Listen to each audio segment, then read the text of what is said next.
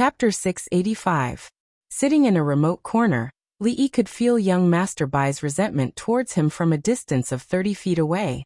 After thinking about it carefully, he seemed to understand something. Before, he had thought that although he was a hero, it was necessary for him to attend banquets. But with Lin Wanru's temperament, how could she ask for a man? However, if she was just looking for a shield, everything would make sense. Li looked at her, but Lin Wanru didn't look at him. She quickly looked away. She took out a small booklet from her sleeve and said, "There is one thing I don't quite understand about the bookkeeping method." It was obvious that she was changing the topic. She was so smart, so how could she not understand the simple bookkeeping method after such a long time? She saw through it, but she didn't point it out. Otherwise, both of them would be embarrassed. Li nodded and said, "What do you not understand? Let me see." Not far away, beside a table, the young man with the surname Bai looked somewhere and clenched his fists tightly. He took a deep breath to calm himself down. Seeing two people coming over, he smiled and stood up to greet them. "Shopkeeper Ma, Shopkeeper Su, long time no see." "Hey, isn't this young Master Bai? Long time no see, long time no see." "Well, you go ahead. I will sit here for a while and eat something." Li waved his hand, and Lin Wanru, who was absent-minded, came back to herself. She nodded and said, "Then I will go first." Watching her leave, Li took a piece of fresh fruit and vegetables from the table.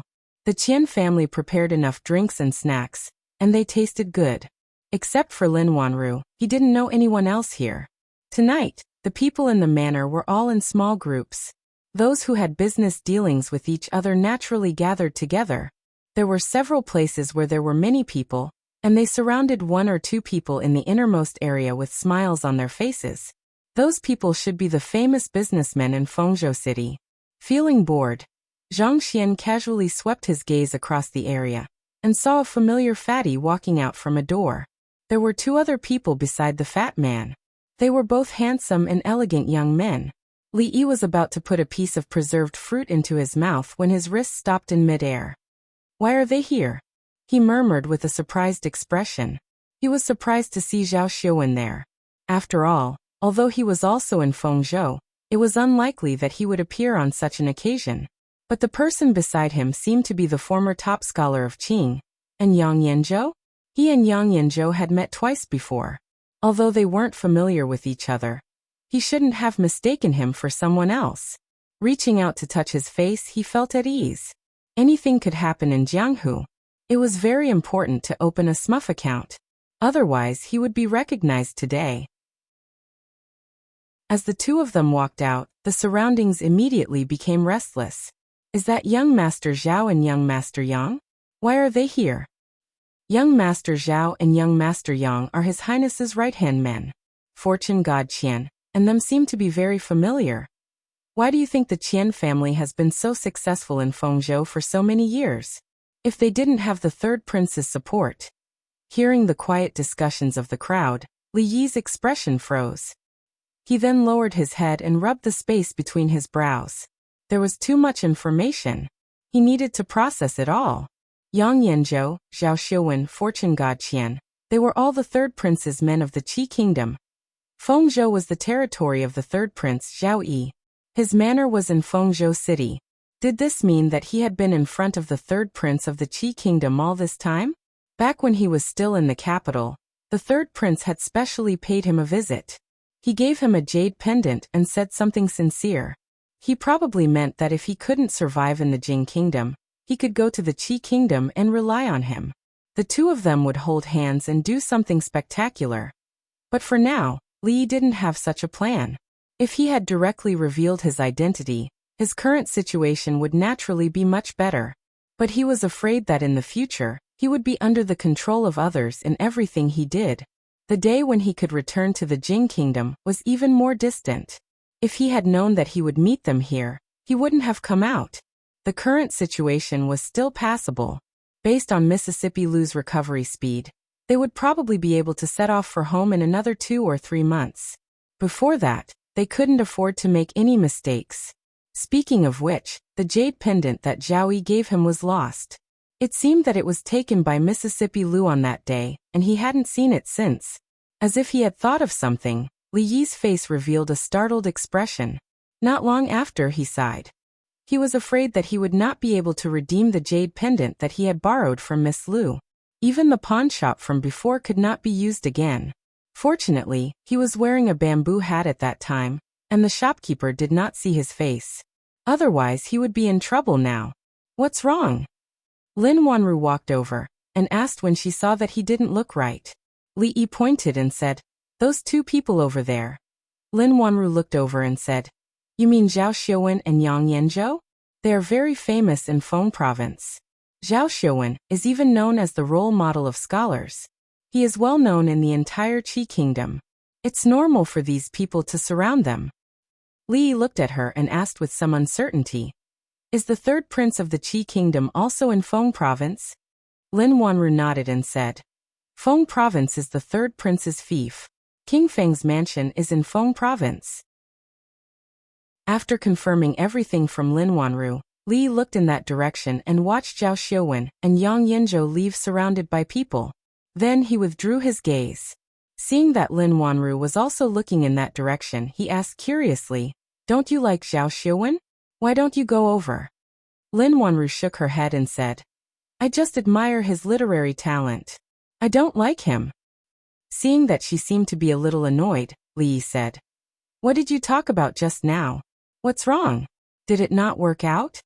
Lin Wanru shook her head and said, "I don't know why, but the Ma family and the Su family increased the price of raw materials by 10%. In Feng Province, apart from these two families, only the Bai family can provide raw materials to make jewelry. Fragrant Forest Garden has always been working with these three families. If we don't want to lose our profits, we can only choose the Bai family. However, it is very likely that the Bai family is behind this. After they achieve this goal, they will definitely have other tricks up their sleeves. If we put all our hopes on the Bai family, we will definitely be led by the nose in the future." Li looked at her and asked, "What do you plan to do?" Lin Wanru shook her head and said, "At present, there is still a lot of stock in the shop. It can support us for a while. We will think of a way when the time comes." Li could not help her with this matter. He still had a lot of things to solve. Feng Province, the third prince, things in this world were really coincidental. The so-called meeting was extremely boring. The only thing he gained was some information that was very important to him. Lin Wanru took out the booklet again and picked up a pen from the table. She seemed to be calculating something. After a while, she flipped through the booklet, stood up and looked around. "What's wrong? Did you lose something?" Li looked at her and asked. "The piece of paper you just used to demonstrate," Lin Wanru said. She saw a fat man not far away pick up an item from the ground and said, "I found it. It's over there." When she was about to walk over, a hand reached out from the side and held her wrist. "Sit down." Li looked over and said in a low voice. Not far away, the fat middle-aged man was holding a piece of paper in his hand and looking at it carefully. Chapter 686. Regular gatherings of this nature were not just for a chat or a meal. The people present were businessmen of all sizes. If they got along well with each other and had the same opinion, it was very likely that a partnership could be finalized on the spot. Some of the decisions made by the top businessmen could even affect the economic direction of the entire Feng province in the future. This was the main purpose of this kind of banquet. Therefore, there were pens and paper everywhere in the manor. From time to time, people could be seen writing and calculating, discussing the distribution of profits, and so on. It was unknown whether everyone was like Lin Wanru, who had the habit of carrying a small notebook with her. Not only did it have the function of a memo, but it could also record ideas and inspirations at any time. Lin Yong had once said that many of the jewelry styles in Fenglin Park were personally designed by her. Not only that, but she could also take out a small notebook and pretend to ask questions to cover up her embarrassment. However, the piece of paper that had just fallen out was not a jewelry style, nor was it a memo. It was a classic model of the debit and credit bookkeeping method that he had listed. "What's wrong?" Lin Wanru looked at him in surprise and asked doubtfully.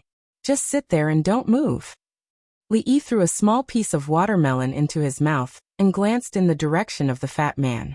Lin Wanru whispered, That is the master of the Qian family. People call him the god of wealth. As soon as she finished speaking, the fat middle-aged man put the piece of paper in his sleeve and looked around. After a long time, he turned around and walked to a brighter place in the house. According to the usual practice, every meeting would last more than 2 hours. Most of the time, people would communicate in groups of 3 to 5. At the end of the meeting, some big businessmen with status would routinely say a few words and so on.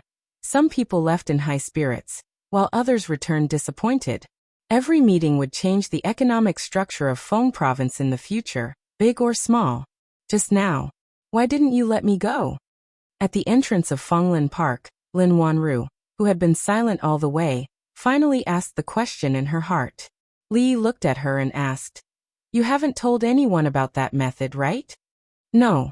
Lin Wanru shook her head. "That's good." Li knocked on the courtyard door, turned around and said, "Forget about this matter, and don't let anyone know that you know that method, at least not now." The confusion on Lin Wanru's face deepened. Just as she was about to ask again, the courtyard door opened from the inside. "See you tomorrow." Li waved at her, turned around and walked in.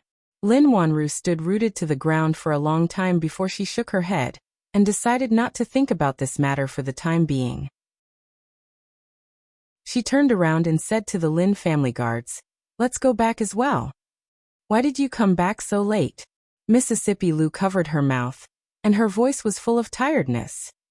"That fatty took too long."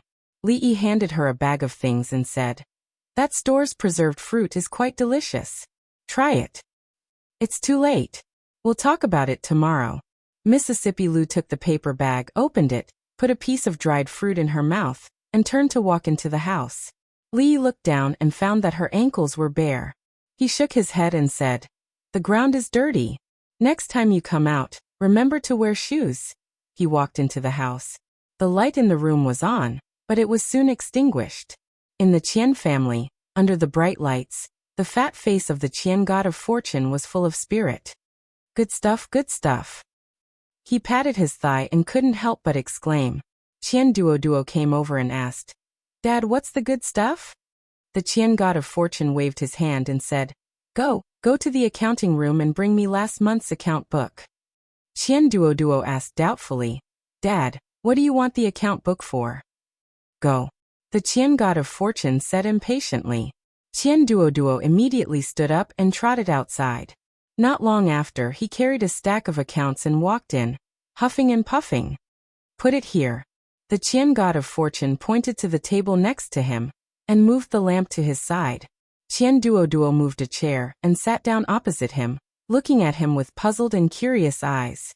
The Qian god of fortune took the pen and ink, spread out a piece of paper, opened 2 account books, and recorded something on the paper from time to time. Qian Duo looked at the opposite side with his hand supporting his chin. He only saw the pages turning and the lights flickering. After a while, his eyelids became heavy. Clatter. The sky was bright. Qian Duo rubbed his head, got up from the ground, straightened the chair, and finally wiped the remaining saliva from the corner of his mouth. When he looked up, he was surprised and said, "Dad, you didn't sleep last night?" As his voice fell, the Qian god of fortune put down the pen, raised his arm, stretched his waist and sighed. "I'm old. It's only one night, and my body can't stand it anymore." Qian Duo hurried over and gently beat his shoulder. "Good stuff." The Qian god of fortune picked up a piece of paper from the table and said, "Qian Datong Zheng Xian Ma Wei. Duo, tell them to call these managers for me." Qian Duo nodded and said, "Okay, Dad, you go and rest for a while. I'll go right away." The Qian god of fortune rubbed his eyebrows, but he did not rest. He picked up another piece of paper, touched the short beard on his chin and wrote on it. After a while, Qian Duo came in from outside and said, "Dad, they're here." The Qian god of fortune waved his hand and said, "Okay, you go out first." Qian Duo looked at him with some doubts. When he left, he closed the door. A middle-aged man in the middle of the 3 said with a smile, "I don't know why the shopkeeper is looking for us." The Qian god of fortune glanced at them and asked faintly, "Datong, how long have the 3 of you been with me?" In reply to the shopkeeper, 5 years. A trace of doubt appeared on the middle-aged man's face, and then he said. The two people looked at each other, and a trace of joy quickly appeared on their faces. The shopkeeper rarely asked these questions. Did he want to promote the old people of the Chamber of Commerce? 5 years. The Qian god of fortune sighed and said, In 5 years, even a dog knows how to wag its tail. How can I raise you 3 ungrateful wolves? When he said this, he stood up from the chair, and the momentum of his whole body suddenly changed. The bodies of the 3 people trembled. When they looked up, they seemed to see a mountain pressing down from the front. In the early morning, Li opened the door. The street was already full of pedestrians, and the Fonglin Yuan next to it had already opened. He came back very late yesterday, and he was tossed around by Mississippi Lu until late at night, saying that he woke her up and that she wanted to listen to some martial arts story. Li covered his mouth and yawned. When he was about to turn around and go back, he saw Lin Wanru coming from a distance. Good morning, Miss Lin. Li waved to her from a distance. Last night he didn't explain too much to her. The power of debit and credit was more powerful than the power of heaven's punishment. If it was not handled properly, people might die. Without enough strength, it was better not to get involved. This matter had already been confirmed in the Jing kingdom. Morning. Lin Wanru nodded slightly to him, walked past him, and walked into the shop. When he shook his head and planned to go back to prepare breakfast for Mississippi Lu, who had not yet gotten up, Lin Yong's loud voice came from the shop next to him. Go, go, go. What Great Britain and Little Britain? If you want to eat, go somewhere else. Don't disturb our business. Li Yi's footsteps stopped. Chapter 687. Did you hear that? Go, go.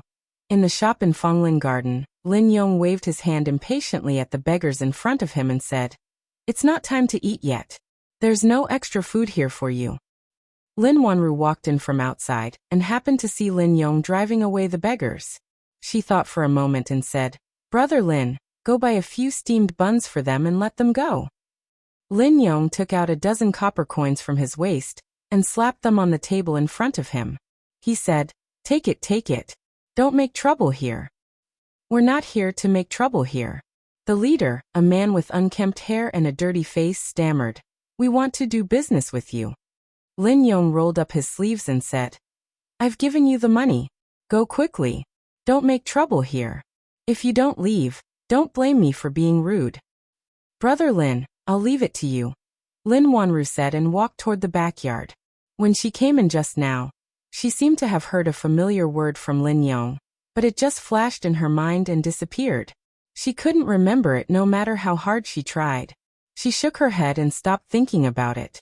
The Ma family and the Su family had cut off the source of raw materials for Fonglin Garden. This matter had to be resolved as soon as possible.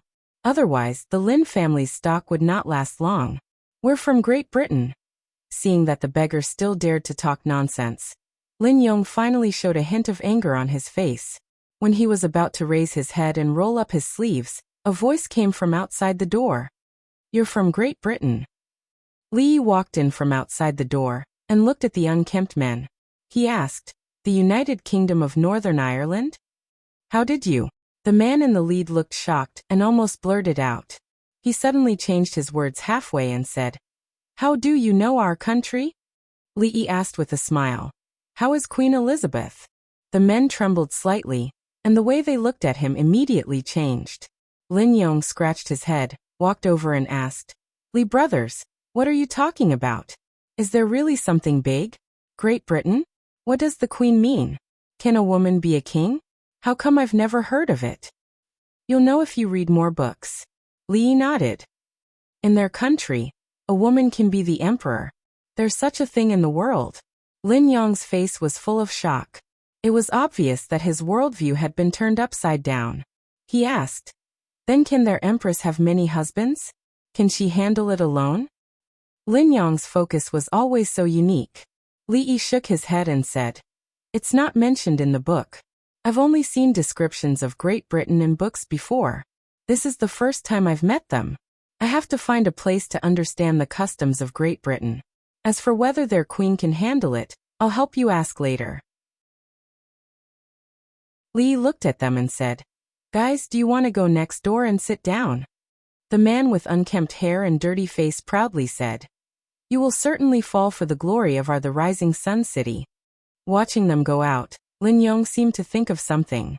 He ran to the door and shouted, "Li brothers, don't forget to ask for me." "Got it." Li waved his hand to him and closed the courtyard door. "Who are you?" The moment he closed the courtyard door, the men immediately raised their heads and looked at him vigilantly. The man in the lead said in a deep voice, "You, how do you know Elizabeth?" All right, are you tired of talking like this?" Li waved his hand. He stretched one hand to his ear, and a thin layer of something was torn off his face. The man in the lead was stunned, and his face instantly showed surprise. He asked, "Young master, why are you here?" "Who are they?" Mississippi Lu came out of the house and looked at the several people in the courtyard. She held autumn water in her hand. "This subordinate greets the Union Lord." Several members of the Lu Alliance saw her and immediately bowed. Their voices were loud and resounded throughout the courtyard. "Li brothers, what's the situation inside? What are their names?" Lin Yong's voice came from outside. Li replied loudly, "It's nothing. They said that their queen also has 3 palaces and 6 courtyards and 72 concubines. Similar to our emperor here. 3 palaces and 6 courtyards and 72 concubines." Lin Yong touched his chin and thought of the picture of many women entangled together. He couldn't help but lick his lips. Suddenly, as if he remembered something, he looked up and asked, 3 palaces and 6 courtyards and 72 concubines. Are they men or women?" "Men." A voice soon came from the courtyard. "Men." Lin Yong touched his chin again. The next moment his body trembled and his face suddenly turned pale. "Don't you have a few hundred taels of silver in the time it takes to drink a cup of tea? Why do you have time to come here today?" In King Feng's residence, Zhao looked at a fat man and asked with a smile. "Silver is important, but how can it compare to your highness's important matter?" Money God of Wealth stood up from his chair and said, "This time, I came to show something to your highness." "Could it be another rare treasure?" Zhao looked at him and smiled. "If that's the case, Yanzhou Xiuwen, you two come over too. Let's see what kind of rare thing Money God of Wealth has this time." Money God of Wealth shook his head and took out an item from his sleeve. He handed it to Zhao and said, "Your Highness, this is it." Zhao opened the box and saw that there was only a piece of paper inside. He picked it up in confusion and looked at it. He shook his head and said, "Don't keep me in suspense. Could it be that this piece of paper is a treasure?" Money God of Wealth nodded and said, "This piece of paper is indeed a treasure." At this time, Zhao also became interested. He looked at him and said, "Since it is a treasure, tell me what is its use?" Money God of Wealth said slowly, "Its use is to make Qi Kingdom free of corruption, and the government offices free of parasites. The officials are self-disciplined, the national treasury is full, and the whole world is clean." After being stunned for a while, Zhao looked at him with a strange light in his eyes and asked word by word, "Is this true?" Money God of Wealth nodded and said, "Yes." Zhao waved his hand and said, "Yanzhou Xiuwen, come over and have a look." Although Yang Yanzhou and Zhao Xiuwen were both well-known talents in Qi Kingdom, they also realized the importance of this piece of paper after Money God of Wealth's explanation. When it came to things like accounts, businessmen were more sensitive. Money God of Wealth is worthy of being called Money God of Wealth. Yang Yanzhou saluted him and said, "If this method can be implemented, Money God of Wealth will take the lead." Is there really such a strange thing? It can make Qi Kingdom free of corruption, and the government offices free of parasites. The officials are self-disciplined, the national treasury is full, and the whole world is clean. As a voice came from outside the door, several figures came in from outside. The one walking in front was a young man in luxurious clothes. At this moment he was looking at them with sharp eyes. His Royal Highness Prince Hung. First Prince. Money God of Wealth's face showed doubt, while Yang Yanzhou and Zhao Xiuwen's expressions changed slightly. "I didn't know that you were coming. Zhao didn't go out to meet you. I hope you don't take offense," Zhao said slowly with a smile on his face. "It's okay." The young man in luxurious clothes waved his hand and turned back to look at Money God of Wealth. He asked again, "What you said just now, is it true? With just this piece of paper, you can completely wipe out the corrupt officials and restore Daki to a clean country?" Money God of Wealth glanced at Zhao Yi out of the corner of his eye. After a moment he nodded slightly. After temporarily sending away the foreign businessmen, when Li Yi walked back, Lin Wanru walked out of the shop. She still hadn't let go of something in her heart. She looked at him and asked, "If the method of checking accounts is known, what will happen?" "Actually, it's nothing." Li Yi looked at her and said, "At most, the situation will be unstable, the whole country will be in turmoil. Heads will fall, and blood will flow like a river."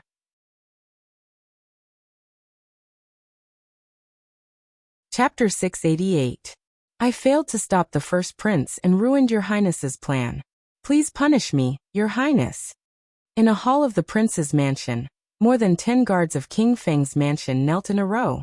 They looked extremely remorseful. The third prince, Zhao Yi, waved his hand and said, "Get up.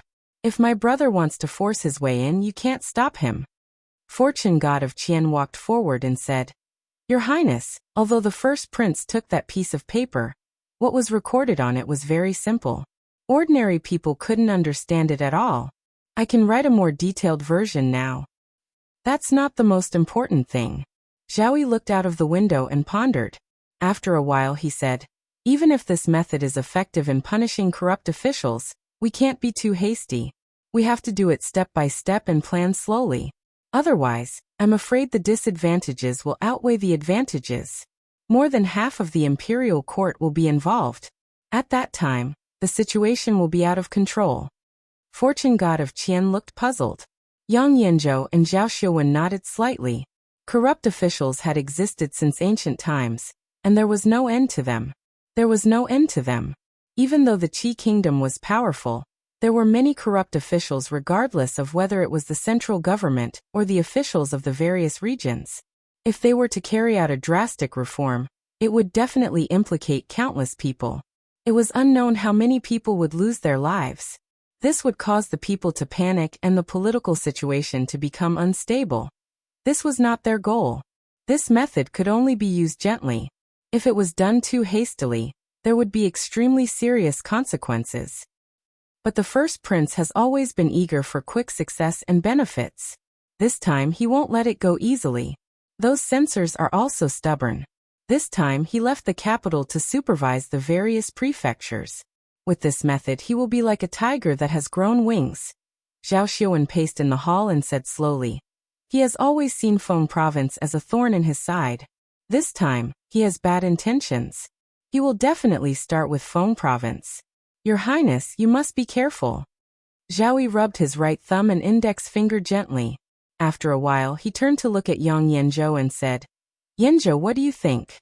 Yang Yanzhou thought for a while and said, "This is a rare opportunity for the first prince. Isn't it the same for us?" He raised his head and said again, "The first prince has always been eager for success.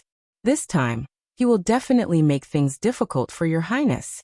Feng Province has nowhere to hide, and the neighboring prefectures will also be affected. Your highness, why don't you push the boat with the current and thoroughly investigate Feng Province? First, you can find the parasites.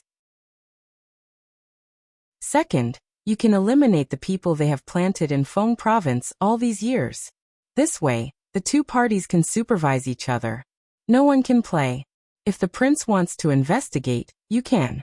If the first wants to investigate, you will Feng Province and prince. If prince wants, you can only Feng Province." The god of wealth Qian scratched his head, and the confusion on his face grew. Finally he couldn't help but ask, "Why do we have to ask for the first prince's credit? What good will it do for us? What will happen after we ask for the credit?" Zhao Xiuwen said, "After we ask for the credit, His Majesty will certainly praise the first prince. Everyone in the court knows that the first prince has a powerful weapon in his hands. He can make all the corrupt officials have nowhere to hide. Maybe the prefectures that have been investigated before will be investigated again. Wherever the first prince goes, the officials will panic, and the people will line the streets to welcome him." The god of wealth Qian looked at Zhao Xiuwen and then at Yang Yanzhou. He secretly swallowed his saliva. Wouldn't this make the first prince offend all the officials of the Qi kingdom? When he looked at the two again, his gaze had changed greatly. It seemed that not letting Duo take the top scholars exam was the right thing to do. He decided that in the future, he must keep his son away from these sinister scholars. Compared with them, what was the deception in the business world? By the way, where did you get this thing? Zhao Yi suddenly looked at the god of wealth Qian and asked. The god of wealth Qian was startled and said, I picked it up. In a certain post house in Fengzhou City, a few imperial censors were sitting around a table. They had been staring at a piece of paper for almost half an hour. Do you understand it? The young man in luxurious clothes asked as he walked in with his hands behind his back. One of the censors lowered his head and said, Your Highness, the things recorded on this piece of paper are messy and unorganized. I really can't understand it. The young man in luxurious clothes frowned and asked, No one understands it. All of these censors were knowledgeable and talented, but they couldn't even compare to one of Zhao Yi's subordinates. This made him slightly angry. He thought for a moment and said, Go and find out who the fat man in King Feng's mansion is. The god of wealth Qian walked out of King Feng's mansion with a gloomy face. The treasure that he wanted to present to the third prince had been taken away halfway. He was naturally depressed. However, this person who came out of nowhere was someone that even the third prince could not afford to offend. He could only swallow his anger. Are you the god of wealth Qian? When he was about to reach the gate of the Qian mansion, two people suddenly flashed out from the side. The god of wealth Qian was startled. Seeing the cold faces of the two people, he looked at them in confusion and said, Who are you? Why are you looking for my brother? The two people were stunned and asked, The god of wealth Qian is your brother? Yes. The god of wealth Qian nodded and asked, Why are you looking for my brother? I'll go in and help you call him out. After that, he walked toward the gate of the mansion. He had just taken 2 steps when another figure walked out from the side. He could clearly see that this person was the one who had been following the first prince. The person looked at him and said lightly, The first prince wants to see you. Come with me. The god of wealth Qian's expression changed and said, Why is the first prince looking for me? The person waved his hand. You'll know when you get there. Are you the god of wealth Qian? The well-dressed young man looked at the fat man in front of him and asked with a smile. The god of wealth Qian immediately bowed and said, I don't deserve to be called the god of wealth Qian Duo. Greetings, your highness. I wonder why you summoned me here. The first prince picked up the piece of paper and said, Did you really create such a wonderful method? The god of wealth Qian looked up and said, It's just some petty cleverness. It's not elegant. Your highness, you flatter me. You don't have to be modest. It's not petty cleverness. The first prince smiled and said, I was worried about how to clean up the country's vermin. This method is of great use to our Qi kingdom. You should take the lead. When I return to the capital, I will ask for your merit in front of the emperor. The god of wealth Qian was stunned, and then his face turned pale. He immediately said, Your highness, please don't. It's my honor to be able to solve your highness's worries. I can't take credit for it. Otherwise, I'm afraid that I won't be able to sleep at night because of fear. If all the corrupt officials knew that this thing was made by him, they would indeed not be able to sleep peacefully in the future. The god of wealth Qian said sincerely, All this is the credit of your highness. I'm very satisfied to be able to do something for your highness in silence behind your back. The first prince, Zhaozheng, looked at him, nodded with satisfaction and said, You are a smart man who knows how to adapt to circumstances. He had thought that it would take more effort to persuade him to switch to him. He didn't expect that the god of wealth Qian was so sensible. Zhaozheng was very comforted. I was ordered to supervise all the states and prefectures, and it takes time and effort to check the accounts. This time, you have helped I a lot. You can rest assured that I will not treat anyone who has made great contributions unfairly. As long as you do your best to do things for I, you will enjoy endless glory and wealth in the future. The god of wealth Qian's face was full of fear and trepidation. He bowed and said, Thank you, your highness. Zhaozheng nodded, handed him the piece of paper, and said, Go and tell them in detail how to use this method. Yes, sir. The god of wealth Qian nodded, picked up the piece of paper and walked over. At the gate of King Feng's mansion, Yang Yanzhou and Zhao Xiuwen walked out. When they walked down the steps, Zhao Xiuwen suddenly turned his head and asked, Yanzhou, do you think the god of wealth Qian will make any mistakes? Yang Yanzhou shook his head and said, Don't underestimate that old fox.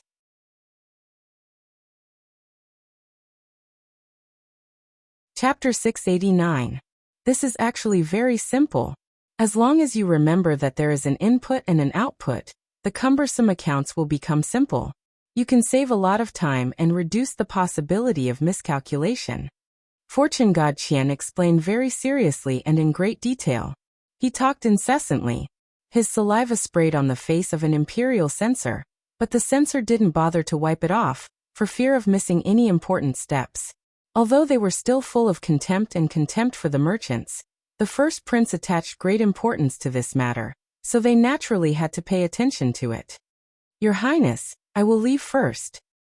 After half an hour, Fortune God Qian cupped his hands and bowed to Zhaozheng. Zhaozheng nodded and said, Thank you for your hard work. You can leave now. Don't worry, I will treat you well in the future. After Fortune God Qian left, an imperial censor came forward and bowed. Congratulations, Your Highness. With this wonderful method, you will definitely make some achievements to satisfy His Majesty and the court officials. God is helping me. Zhaozheng smiled and said, You should familiarize yourselves with each other first. Tomorrow we will start from Fengzhou. Everyone's faces showed joy. Before they came to Fengzhou, they had some plans. Now that they had such a wonderful method, it was like God was helping them. It would be much easier and more convenient to do things. They would make great achievements in Fengzhou. Not only could the first prince shake the third prince's layout and arrangement in Fengzhou, but they could also get enough political achievements. It was really killing two birds with one stone. Bah! Fortune God Qian walked more than 10 steps out of the courier house. The panic on his face disappeared. He spat to the side and whispered, Do you think it is so easy to take advantage of me? In somewhere in Fengzhou, 15 people stood in 2 rows in a room. They cupped their hands and said, Greetings, Chief. The people that Lu Meng arranged to sell colored glaze were divided into groups of 15. 5 of them were in the open and disguised as foreign merchants. The other 10 were in the dark and belonged to 2 groups of inspection teams. The 3 groups supervised each other and restrained each other to ensure that there would be no embezzlement or escape with the treasures. The Golden Jade Pavilion of the Jing Kingdom was the main target of the Lu Meng. Later, for the sake of safety, they would go to further places, such as the Qi Kingdom, the Zhao Kingdom and so on. It seemed to be a coincidence that they met them here, but it was inevitable. A middle-aged man said in surprise. On our way here, we also got the news from the brothel. We only heard that the young master and the chief last appeared in Shuzhou. I didn't expect to meet them here. Li looked at him and asked, Are there only 15 of you who have come to the Qi Kingdom? For now, we are the only team. The middle-aged man nodded and said, Young master, alliance master, should we go back immediately? Li glanced at Mississippi Lu and said, There's no hurry. The most important thing now is to send the news back to the capital. We need someone to go back first. We'll set off immediately. To some extent, this place was safer than Shuzhou. After all, Fengzhou was too far from the capital. What's more, they had to pass through Shuzhou. If there were only 15 people, there was no guarantee that nothing would go wrong. A month ago, the news from Shuzhou had been sent back. Rui and the others should have received the news by now and made some arrangements. What they needed to do now was to get in touch with them first, and then wait. At most, in a month, Mississippi Lu's body would be much better, and there would be no more worries in Shuzhou. I'll write a letter first and ask someone to send it all the way back. Get in touch with the brothel in Shuzhou, and pay attention to the news from Shuzhou. Don't forget the important thing. After you go out of this door, you are foreign merchants. Li gave a few instructions. After a while, a man came out of the inn with a horse. After leaving the city, he immediately jumped on the horse and galloped in a certain direction. In the capital of the Jing Kingdom, the little maid was sitting in the yard. When she saw a figure coming out of the house, she hurriedly stood up and ran over to say, "Miss, be careful. I'll help you." Rui shook her head and said, "It hasn't been long. Miss is not so delicate." The little maid shook her head and said, "The old granny said that you have to take care of yourself now. What do you want to eat today? I'll make it." Rui touched her head and said, "You've been busy these days. Take a rest. Just tell the kitchen to do these things." "No." The little maid shook her head like a rattle drum and said, "Miss, the baby will grow better if you eat better." She leaned her head over and listened carefully. She asked, "When can I see the baby?" Rui thought for a moment and said, "Probably in the winter of this year." "In the winter? The son-in-law should be able to come back," the little maid murmured as she looked up at the sky outside the courtyard walls. At a certain moment, the door to the courtyard was suddenly pushed open. Old Fong ran in with a happy expression. He panted heavily and said, "Young miss, there's news about the son-in-law and the second young miss." Fong bent over and panted as he said, "The brothel." The news came from the brothel. "The son-in-law and the second miss are in Shuzhou. Shuzhou." The little maid clenched her fists and murmured. A smile appeared on Rui's face. She said, "Send someone to the Li family first and tell the old granny this news. Send someone to the Crown Prince's residence as well. And a few of the general's residences. And," she lowered her head and said softly, "Willow Lane. Go personally." The entire Li family was thoroughly stirred up because of a certain piece of news. Fast horses galloped out of the mansion, turning into wisps of smoke and dust as they scattered in all directions. In the Li manor, the old granny knelt in the temple with tears in her old eyes. In the Shui manor, several old generals drank to their heart's content, and started fighting as they drank. "What did you just say? Say it again." In the Crown Prince's residence, after listening to a guard's report, Li Xian, who was drawing some kind of diagram, suddenly stood up. Only a few words echoed in the room. Willow Lane was as peaceful as ever. In the deepest part of the lane, in a quiet courtyard, Zheng Zimo put down her brush and said, "Let them make a set like this first. If there's anything that needs to be changed, I will let them know." "Yes, young lady. I will go now." A woman behind her nodded, picked up the drawing, and left the courtyard. Zheng Zimo sat back in her seat and rubbed her sore shoulders. The next moment, there was a gentle force on both sides of her shoulders. She stood up, held Wan Ruoqing's hand and said, "Didn't the doctor say that you should rest at home these days? What if you catch a cold again? Go in quickly." Wan Ruoqing shook her head and said, "It's so stuffy staying in the room all the time. I have to come out for some fresh air." "Then you sit here. I will go in and get some clothes for you." Zheng Zimo pressed her down and turned to walk into the room. There was a knock on the door. Xiao Chui, who was washing clothes in the corridor, quickly ran over and opened the door. She asked with a smile, "Uncle Fong, you haven't been here for a long time. What's the matter?" Lao Fong walked in and walked up to Wan Ruoqing. He said, "There's news about the son-in-law. He should be in Shuzhou now. We'll send someone to pick him up right away." Wan Ruoqing slowly stood up. At the door of the room, the thin shirt in Zheng Zimo's hands gently fell to the ground. At the palace gate, the guards on the palace wall looked down and shouted, "Who goes there?" Below the palace walls, a person nimbly dismounted from his horse and tossed a waste token onto the wall. "Urgent report from the Intelligence Bureau. I must see His Majesty immediately."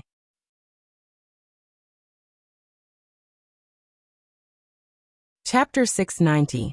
After verifying the identity of the Secret Intelligence Division, a basket was slowly lowered from the palace wall, and the person from the Secret Intelligence Division was hoisted up. Soon, several figures rushed into the palace.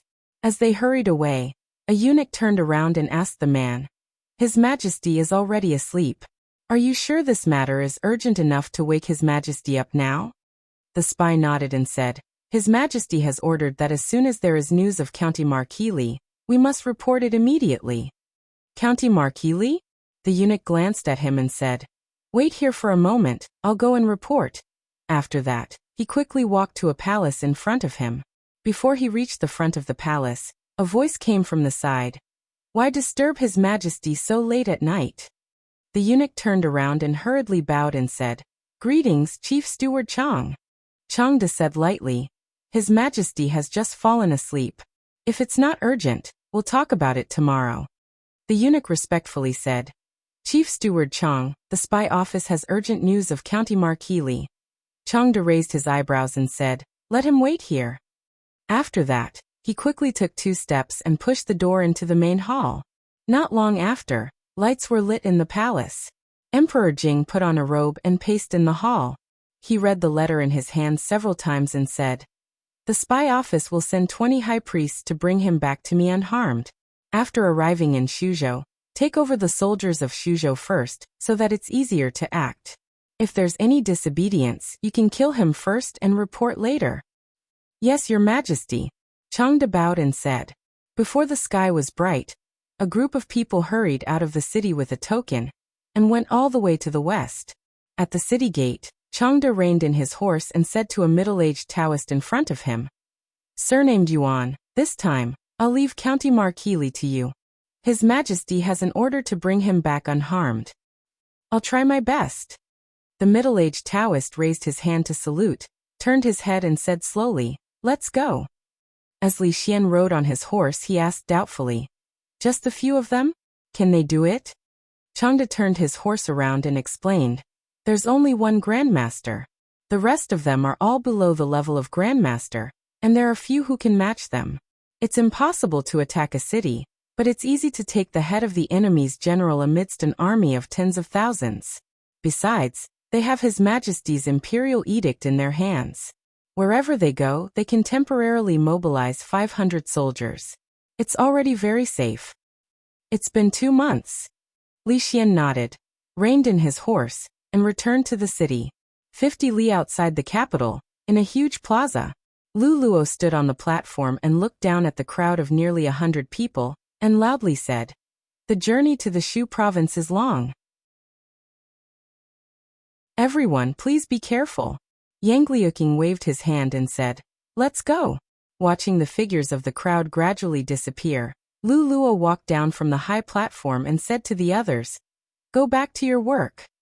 This time, almost all the elites of the Lu League had come. Among the 100 people, any one of them would have a resounding name on the hero ranking. This kind of power was enough to sweep away any force in the martial arts world. The Li family. "Miss, let me go with them," Lao Feng, who was carrying a bag on his back, said with determination. Rui looked at him and said, "They've sent over 100 masters this time. Nothing will go wrong." Feng shook his head and said, "I lost the son-in-law. If I can't find him myself, I won't be able to rest in peace for the rest of my life." A woman walked over and said, "Eldest miss, just let him go." Rui looked at Aunt Feng. After a moment, she nodded slightly. A hint of excitement appeared on Feng's face. He said, "Don't worry, Mississippi. Once we find the son-in-law and second miss, we'll be back immediately." With that, he tightened the bag on his back, hugged his wife tightly, and dashed out without looking back. The woman blushed. This dead man. Life was always full of surprises. There were many unexpected things. No one knew what was going to happen in the next second. Maybe it would be a hard slap to wake you up and teach you to be a good person. Maybe it would be a big gift from the sky, the kind with a bow on the outside to tell you how beautiful the world was. After being unlucky for so long, his luck had finally changed. It was time to celebrate. He wrapped the freshly made milk candy with glutinous rice paper. When it cooled down, it could be eaten. With this thing, Mississippi Lu would be much more straightforward when she took the medicine. She didn't have to force herself every time. After a long time, the way she looked at him made Li Yi feel a little guilty. Good things should be shared with everyone. He put some in the box that had just been dried and planned to give them to Lin Yong and Lin Wanru. After Lin Yong threw a piece into his mouth, his eyes lit up. He asked, "Li brothers, what is this? It's so delicious. Give me a few more." "These are all for you." Li Yi poured a small half of the contents of the box for him and said, "As for the rest, when your miss comes over, let her have a taste." Lin Yong waved his hand and said, "I have to look after the shop in the front. Miss is in the back. You can go by yourself." He had been familiar with Li Yi for a long time, so he gradually spoke more casually. All right. You look after the shop. I'll go by myself. Li waved his hand and walked to the room in the backyard. In the yard, he saw Lin Wanru writing something at the table. Li knocked on the door and walked in. He put the box on the table and said, I just made it. Try it. Lin Wanru looked at him, picked up a piece and put it in her mouth. She nodded slightly and asked, Is Miss Lu feeling better? Much better. Li nodded. He saw the words by family and Su family written on the paper in front of her. There seemed to be some numbers behind them. He thought of something and asked, What's wrong? Haven't you solved the problem of the raw materials? Lin Wanru shook her head and said, We haven't reached an agreement with the Su family and the Ma family. Raising the price by 10% should be their first step. If we agree, I'm afraid they will immediately ask for more. As for the Bai family, I'm just like them. Li looked at her and asked, What are you going to do? Lin Wanru said, Find someone else to cooperate with. If Fonglin Park doesn't pick up the goods from the three families, the jewelry shops in Feng Province won't be able to handle the goods from the three families. When that time comes, they will be anxious. Li thought about it and said, Speaking of this, I know a few friends who might be able to solve your problem. Lin Wanru looked up at him and asked doubtfully, You have friends in Feng Province? I just met them. Li looked at her and said, I should have mentioned to you before that there is a country called Great Britain that is rich in colored glaze and has no shortage of jewelry. I happened to meet a few foreign businessmen from Great Britain yesterday.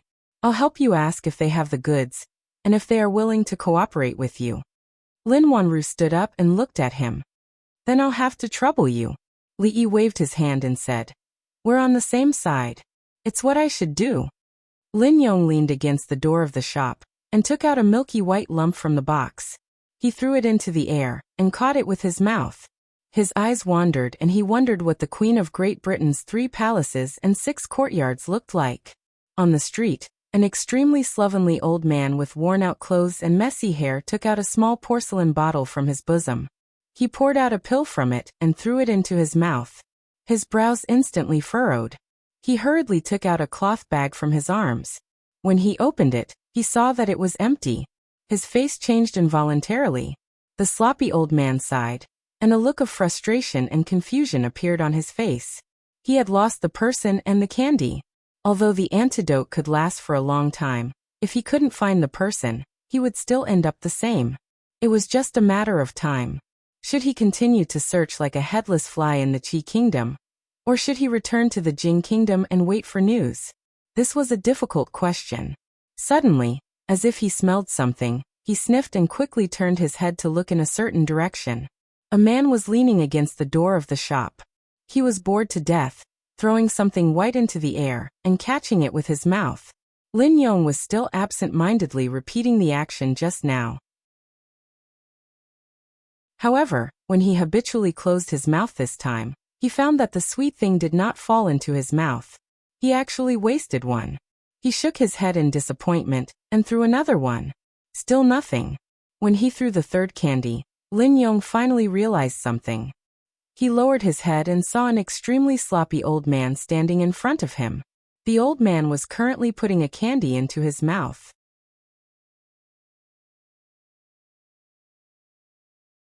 Chapter 691. An intoxicated expression appeared on the sloppy old man's face. How could he have such an expression after eating candy? Lin Yong waved his hand angrily and scolded.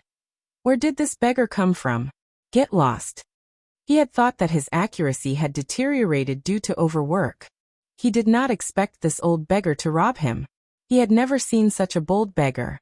Lin Yong rolled up his sleeves. Fonglin Garden had been attracting beggars for the past 2 days. Many customers had been scared away, and there had been a lot of business. If this old man did not know what was good for him, he was prepared to take some tough measures. The old man nodded in satisfaction with the candy in his mouth. He did not care about what Lin Yong had done. He pointed at the box in his hand and asked, Where can I buy this? This kind of milk candy was only sold in the capital of the Jing Kingdom. This was the first time he had seen it anywhere else since he left the capital. What's there to sell? Let's go. Lin Yong waved his hand. He did not want to argue with him about what had happened just now. He thought that there was no point in arguing with a beggar. Instead, it would lower his status. Let's go. You. Seeing that the old man was unmoved, Lin Yong had just finished speaking when the sloppy old man raised his head and glanced at him. It was this look that made Lin Yong shiver involuntarily. It was as if a basin of ice water had been poured over his head. He felt cold from head to toe. He could not say what he wanted to say no matter what. The old man looked at him and asked again, "Where can I buy this?" Lin Yong said subconsciously, "No, I don't sell it." The sloppy old man frowned. At this moment, a figure walked out of the shop. Li looked at Lin Yong and said, "If you have finished eating, you can go over there and get more. I made a lot this time. 2 people can't finish it." The sloppy old man raised his head and looked at the familiar yet strange young man who had walked out of the shop. His nose suddenly felt a little sour. Suffering from the strange poison, trekking over mountains and rivers, sprinting for thousands of miles, eating and sleeping in the open, experiencing countless hardships to arrive here step by step, and all these hardships had finally vanished into thin air at this moment. Li looked at the beggar with sparkling eyes and sighed. Everyone had their own way of living. There were high and mighty emperors, and there were beggars who lived at the bottom of society. Everyone had different worries. For the former, they might think about how to conquer cities and stabilize the country, but for the latter, they would be moved to tears just by eating a piece of candy. Being able to fill their stomachs and survive was probably their only pursuit. He took out a piece of silver and handed it over, saying, "Take it, go eat something." The old man combed his messy hair to the side and said in a trembling voice, "It's me." Lin Yong was stunned. He looked at Li Yi and then at the old beggar with a puzzled expression. Li Yi's hand was in midair. At that moment, he felt like he had won the lottery. "I took this from home. It's Uncle Lin's clothes." "Wear it first." Lin Yong took a piece of clothes and said, "Li brothers, you have such an old servant in your family. Why haven't I heard you mention it before?" Li Yi explained.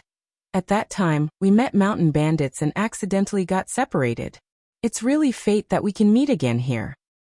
It's not easy." Lin Yong put down the clothes and looked at the sloppy old man who was washing his face. He turned back and whispered, "I'll get something for him to eat." Just now, his eyes were green with hunger. "I'm scared just looking at him." Of course, a guru was terrifying. In such an era, he could even be called a nuclear weapon. His martial arts cultivation had already reached the peak. He could use his own momentum to make ordinary people, or even ordinary masters, directly collapse. Killing with a glance was nothing. The sloppy old man changed into a set of clean clothes and swept his gaze across the courtyard. The 2 people he was looking for were both there. He drank a mouthful of wine and casually threw a piece of candy into his mouth. He only felt that the heavy burden on his shoulders had been lifted in an instant. The task was completed. There was candy and wine. What more could he ask for in life? Li sat beside him and looked at him. He asked, "Why are you here?" "Someone asked me to come here. He asked me to bring you back unscathed." The sloppy old man looked at him and said, "You know, we people in Jianghu pay most attention to the word righteousness. Since I promised him, I must do it." Li thought for a moment and asked again, "What's the situation in Shuzhou now?" "They still don't know that you have come to the Qi kingdom. They have been searching for you. I heard that the king of Shu has even offered a reward of 10,000 taels of silver, vowing to find you." The old man looked at him and asked, "Do you have a good relationship with the king of Shu?" Li Yi waved his hand and said, "Just a little." The old man said, "Then let's go back immediately. When we reach Shuzhou, we don't have to worry about the power of the Taoist nun." Ahem. Li Yi coughed twice and said, "Don't worry. You have fought with the Taoist nun. Aren't you injured? Stay here and recuperate for a while. We will leave after resting for a while." The king of Shu was an idiot. If he had used this kind of perseverance on other things, he would have become the crown prince long ago. He would not have been sent to a remote place like Shuzhou. He weighed the pros and cons carefully. Although there was one more injured grandmaster, a grandmaster could not kill thousands of people. Given his friendship with the king of Shu, It would still be difficult for him to pass through Shuzhou and return safely. My injury is not a problem. As long as I don't meet a grandmaster, I will be fine. The sloppy old man clapped his hands and said, You should pack up first and set off early to avoid more trouble. Li Yi stood up, looked at him and said, You should recuperate first. What if your injury worsens? Your health is the most important. I will find a place for you in the inn next door. You can stay there first. This matter is settled. One could not be too selfish. It was not easy for the old man to travel thousands of miles. He had just had a chance to rest, but he had to torture him again. If he really did this, was he still human? The sloppy old man watched him walk out of the yard. The expression on his old face was a little stunned. After a while, it became a little complicated. In Fonglin Garden, Lin Wanru put down her pen and looked at Li Yi and asked, How do you plan to settle that old man? Li Yi said, Let him stay in the inn next door. It was not easy for the old man to come all the way here. If there is any difficulty, you can tell me. Lin Wanru nodded, looked up at him, and asked, The foreign merchants. I've already negotiated with them. Li Yi smiled and said, They are also in urgent need of money. They have a lot of jewelry, which was brought from the Jing kingdom. I can provide them to you directly. The price is negotiable. Lin Wanru thought for a while and said, If the jewelry has been shaped, I'm afraid the price will not be low. Li Yi waved his hand and said, You don't have to worry about that. I heard from these foreign merchants that their former shopkeeper owed hundreds of thousands of taels of silver for eating, drinking, whoring, and gambling. He ran away with his sister-in-law and didn't even pay them their wages. They were forced to take these jewels and sell them cheaply. The original price of 1,000 taels of silver can now be bought for 300 taels of silver. The price won't be too high, and even your labor fees will be saved. Really? Lin Wanru raised her head and her beautiful eyes lit up. Really? Li Yi nodded. If those goods were converted into taels of silver, it would be inconvenient to carry them. Silver notes could only be exchanged in the Qi kingdom. If they wanted to go back, these things would be a burden. So he simply did her a favor.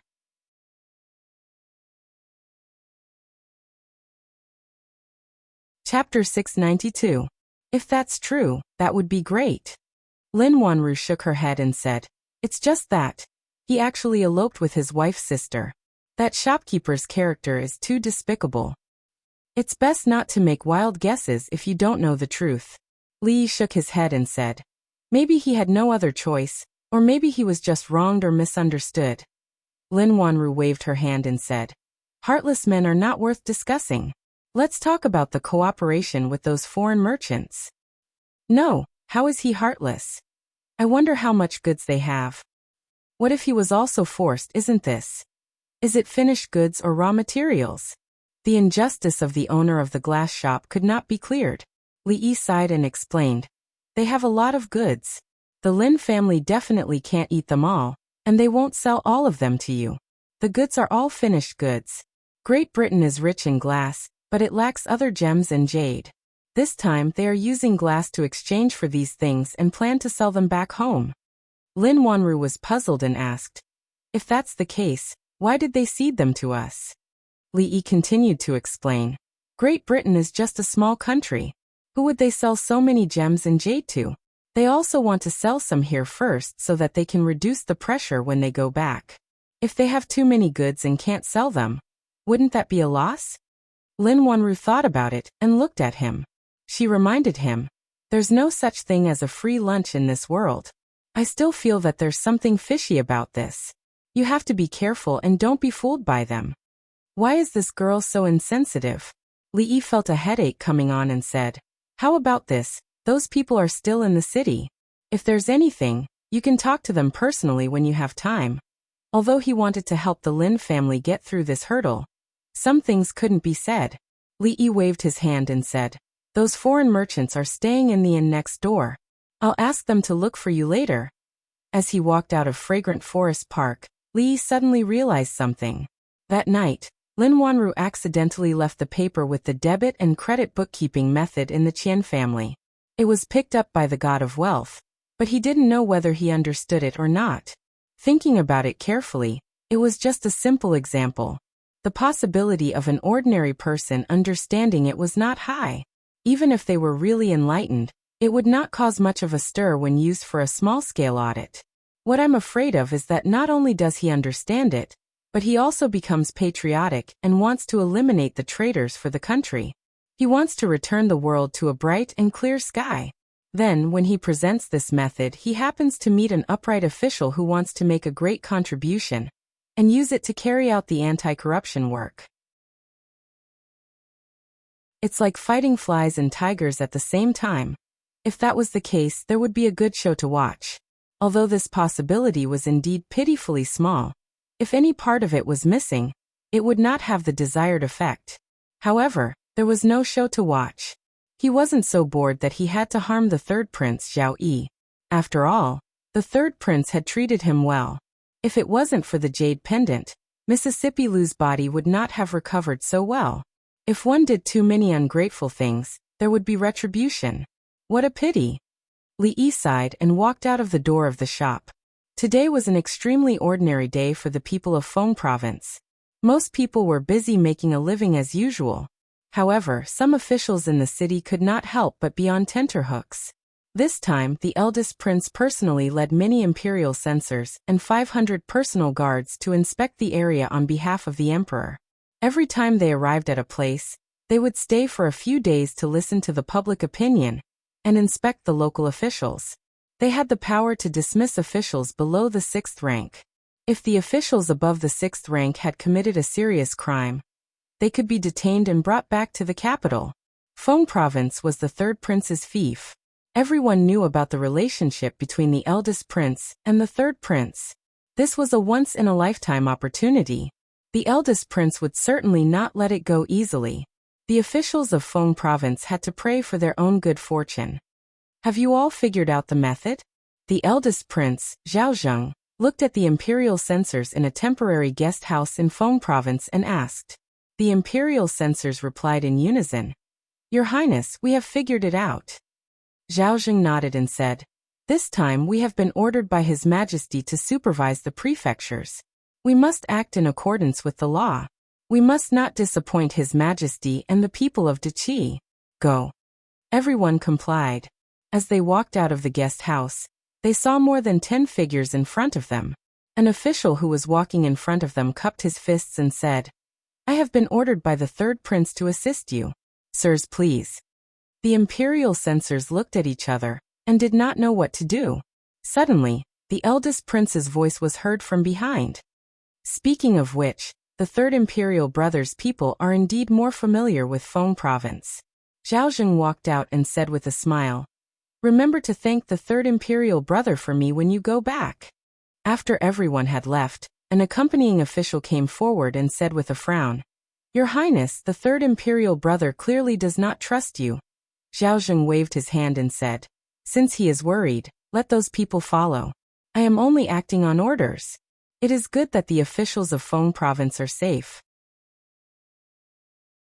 If something happens, I believe the third imperial brother will not protect them. Otherwise, he smiled and waved his hand saying, Let's go and have a look.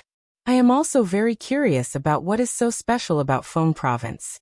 In the central pavilion in the back garden of King Feng's mansion, the middle-aged man held a black chess piece in his hand.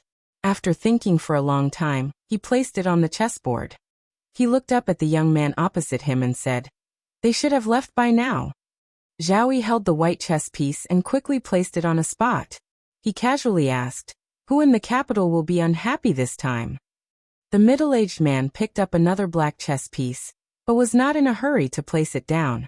After thinking for a while, he said, The accounts of the mansion have already been thoroughly checked overnight. There are indeed some loopholes in some places. The one in question is the nephew of the Minister of Revenue. Zhao Yi sighed softly and said, If I remember correctly, Minister Zhou of the Ministry of Revenue has no children. He only has this nephew. When he came to Feng Province, he asked I to take care of him. I plan to transfer him back to the capital in the future. This time, I am afraid that I will have to break my promise. Your Highness, there is no need to be like this. The middle-aged man placed a chess piece down and said, He can only blame himself for being too greedy. The amount of money he has embezzled is too large. Presumably, the supervising imperial censors will not let it go so easily. Speaking of which, it is my fault as the provincial governor.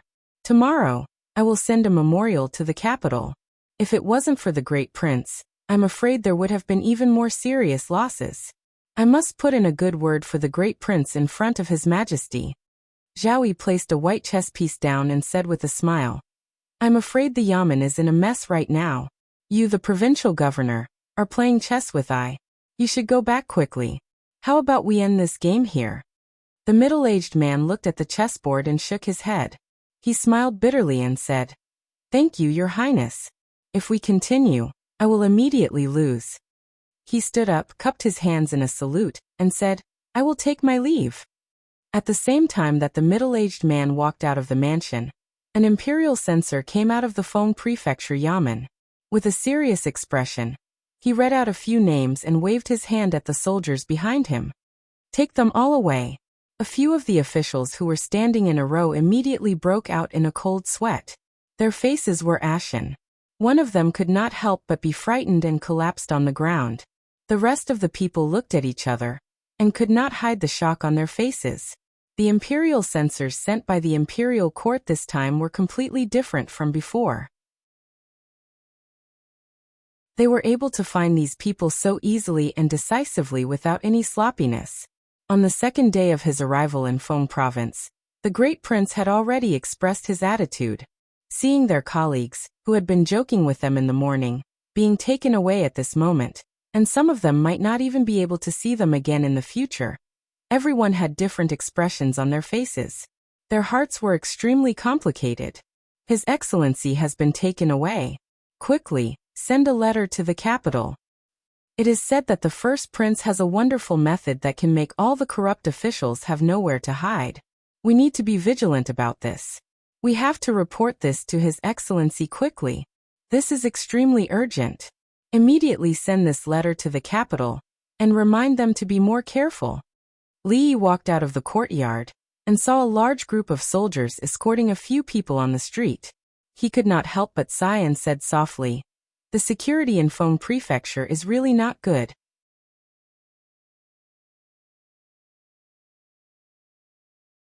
Chapter 693. How's the talk with them? Li Yi stood at the door of the room and asked Lin Wanru. It's been settled. Lin Wanru nodded and looked at him. They'll deliver the goods today. They said that if they come to the Qi Kingdom again in the future, they'll also look for the Lin family to cooperate. There was still a trace of doubt on her face. The Lin family needed to pay a very small price to cooperate with these foreign merchants. It was almost a business that was profitable without any loss. However, doing business had to bear a certain amount of risk. How could there be a thing that was profitable without any loss? After the initial surprise, she quickly calmed down and began to think about some deeper things. These foreign merchants could indeed solve the difficulties of the Lin family. If they could achieve a long-term cooperation with them, they could completely get rid of the Bai family, the Ma family and the Su family. And the low price they offered would make the Lin family have a huge profit. Everything was beneficial to the Lin family. However, would there really be people in this world who would be so selfless to give money to her for nothing? The more it was like this, the more she felt that those people should have some ulterior motives. The greater the profit they offered, the greater the conspiracy, which made her feel more uneasy. However, after discussing with those foreign merchants just now, she began to feel uncertain about this idea in her heart. All the agreements about the cooperation were very clear. After reading them word by word, she didn't find anything wrong.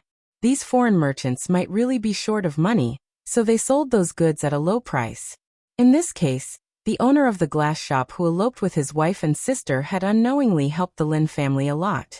Thinking of this, the feeling of disgust in her heart actually weakened a little. As if thinking of something, Lin Wanru suddenly looked up at him and asked, Although there aren't many jewelry shops in Fengzhou City, there are still a few. Why did they choose the Lin family? These goods aren't mine. How would I know why they chose the Lin family? But it could also be because of those foreign merchants. Business is business. Miss Lin, you must be careful. Remember to beware of those people.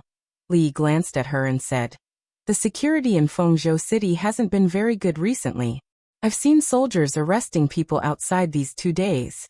In short, Miss Lin, please be careful. Those are imperial censors from the capital who are investigating corrupt officials. They've caused quite a ruckus in the last few days. I heard that they have some sort of wondrous technique that allows them to investigate in an extremely short amount of time. Lin Wanru couldn't continue. She glanced at Li Yi and a strange expression suddenly appeared on her face. Li Yi was stunned for a moment, then he nodded and said, "It's good to investigate corrupt officials. These corrupt officials only know how to plunder the people's wealth and not let them live a good life. They should have been investigated long ago." Lin Wanru looked at him in a daze and whispered, "Is it that night?" Hey, what night? Girls should pay attention to what you say. It's not good to be heard by others. I don't know what you're talking about. Li Yi waved his hand and turned to leave. I have to go back to cook. See you later, Miss Lin. Lin Wanru stood in the same place and flipped through the account books on the table. Her face was filled with doubt, confusion, and all kinds of mixed emotions. When she finally raised her head and looked out of the door, there was no one there. No one could escape. What was to come would come. Maybe all of this was destined. Li Yi hummed a lively tune as he walked into the courtyard. Out of habit, he raised his head to take a look. The window of one of the rooms on the upper floor of the inn was open. That was where the old man surnamed Su was temporarily staying. Grandmaster Li Yi had seen several of them, including Rui, Old Man Chong, Taoist Nun, second granduncle, and the monster Su upstairs. He always thought that grandmasters should have a sage-like appearance. They could destroy strong enemies with a wave of their hands, and then they could leave with a wave of their sleeves, leaving nothing behind. It was the first time he saw a grandmaster who ate white rabbit creamy candies as if they were rice. Mississippi Lu often did some activities in the courtyard.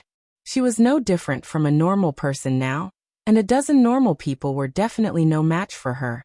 Judging from the fact that he was still standing here, it should be some time before Mississippi Lu fully recovered. Li Yi walked into the kitchen and brought out the warm medicine. He walked to the stone table, looked back at Mississippi Lu, and said, "Put down the sword first. It's time to drink the medicine." Drink. A toast to shopkeeper Su. Haha, young Master Bai, you're too kind. In a private room of a restaurant in the city, Bai Yu raised his wine cup and looked at the two men opposite him. He smiled and said, "Shopkeeper Ma, Shopkeeper Su, let me give you a toast. Many thanks to the two of you for this matter." You're welcome, you're welcome. A man with a short beard smiled and said, "Our three families are united, and that's how we got to where we are today. We should help each other for such a small matter." The other man next to him said, "Moreover, if Nephew Bai can take down the Lin family, it'll be a good thing for us." The man with the short beard thought about it and said, "I'm afraid that the Lin family will fight us to the death. That'll be troublesome. The Lin family shouldn't be so irrational. Apart from the three of us, they have no other source of goods in the entire Feng province. If they really fight us to the death, their losses will be even greater. That's not necessarily the case. Miss Lin is now in power.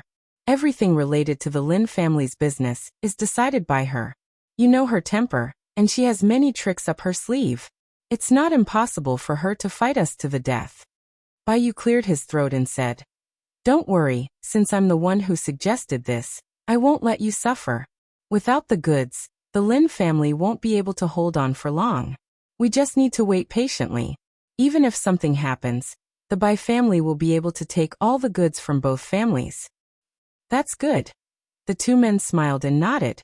They raised their wine glasses and said, "Let's drink, let's drink." The door was suddenly pushed open from the outside. A man dressed like a shop assistant walked in and whispered a few words in the short-bearded man's ear. The short-bearded man put down his wine glass and asked, "Really?"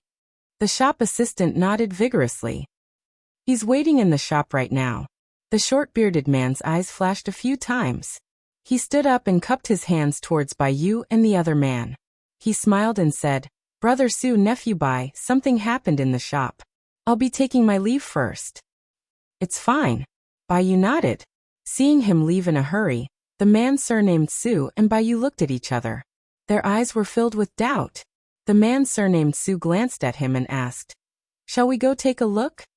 "Let's go." Bai nodded. The Ma family made a living by selling jade materials. They had a few shops, and although they weren't considered a big business, they could still be considered a wealthy family. They had a bit of a reputation in Feng province. At this moment, shopkeeper Ma hurriedly stepped into the shop. As soon as he entered, he impatiently asked, "Where are the glass materials?" Inside the shop, a few strangely dressed men stood there. One of them was speaking to the shop assistant in a strange manner, while gesturing with his hands. On the street, Bai and the man surnamed Su were quickly walking over.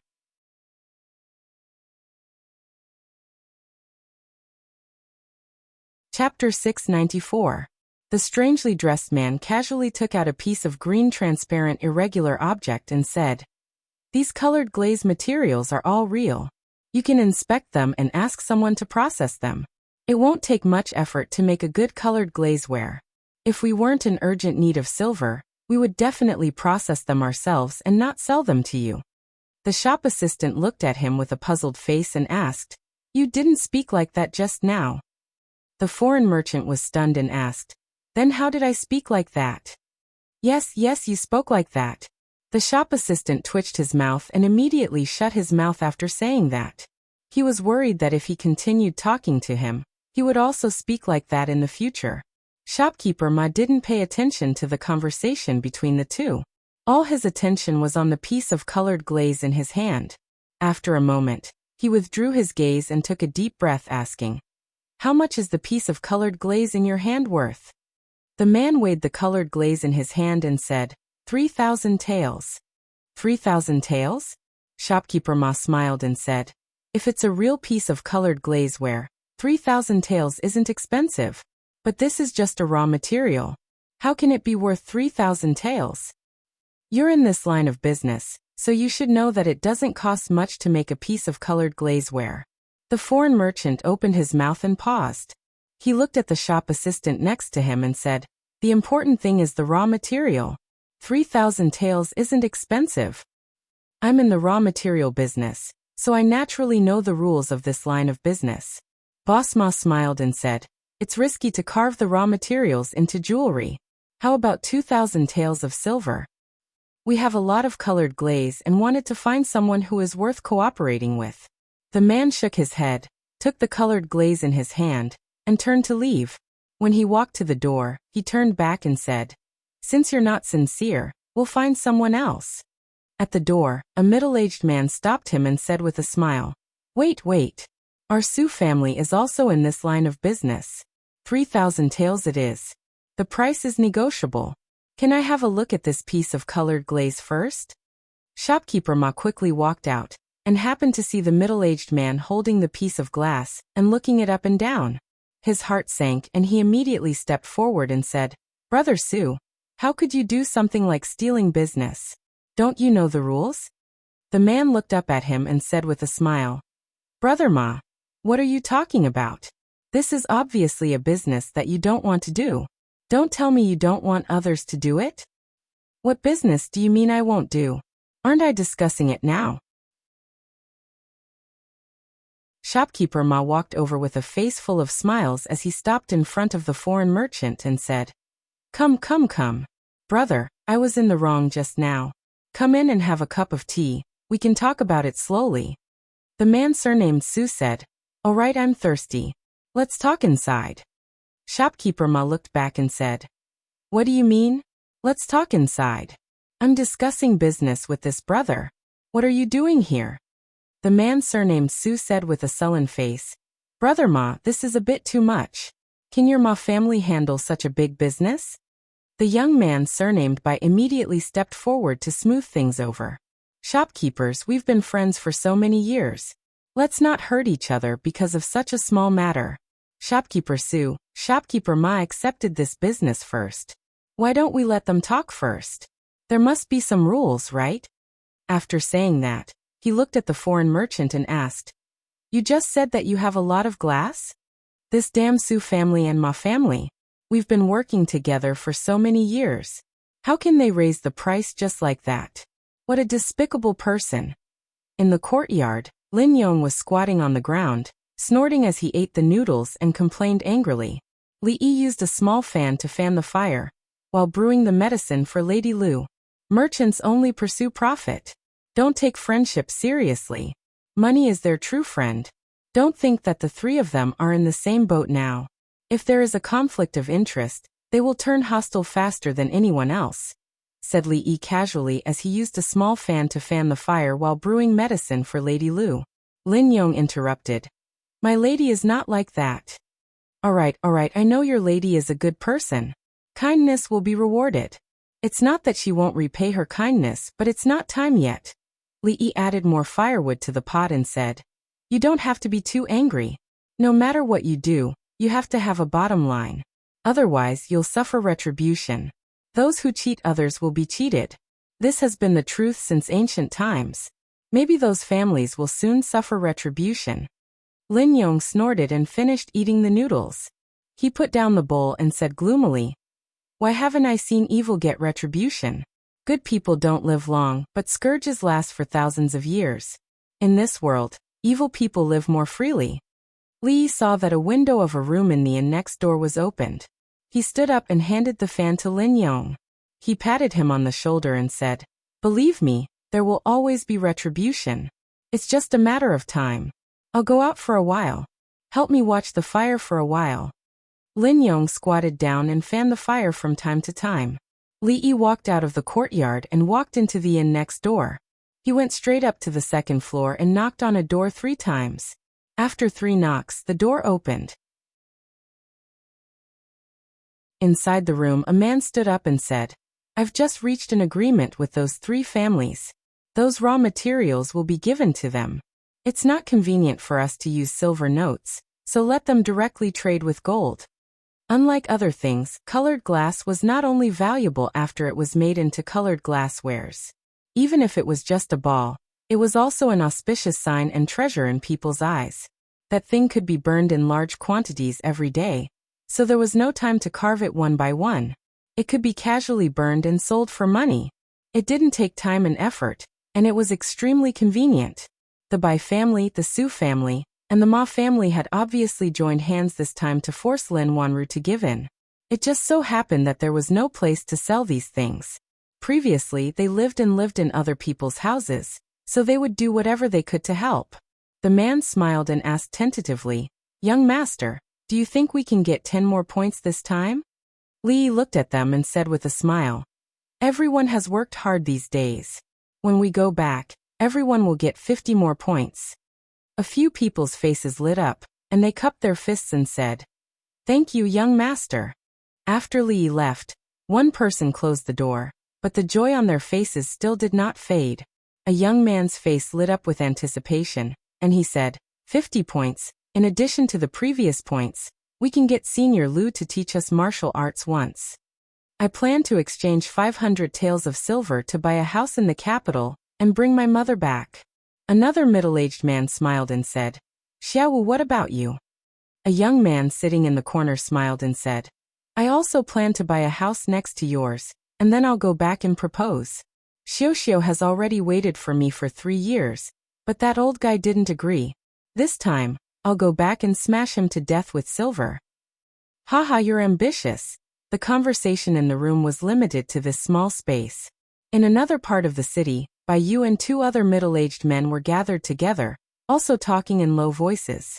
Bai Yu looked at the 2 of them and said, This is a big business and only our 3 families can handle it. You 2 should stop fighting. They actually only want gold. Where are we going to get it? Gold is easy, we can just go to the bank and exchange it. The problem is that we don't have that much silver on hand, unless we sell that batch of goods to the Lin family. If that's the case, then we'll be letting nephew buy down. Bai Yu smiled and waved his hand saying, It's fine, this business is very important. The 2 of them nodded. Faced with such a big business, they, who were in urgent need of money, naturally would not turn down such a huge profit for a promise. The opportunity could not be missed, and it would not come again. Next time, they would not encounter such a stupid foreign merchant. In the shop in front, a shop assistant scratched his head in confusion and mumbled, "Foreigners, all talk like this?"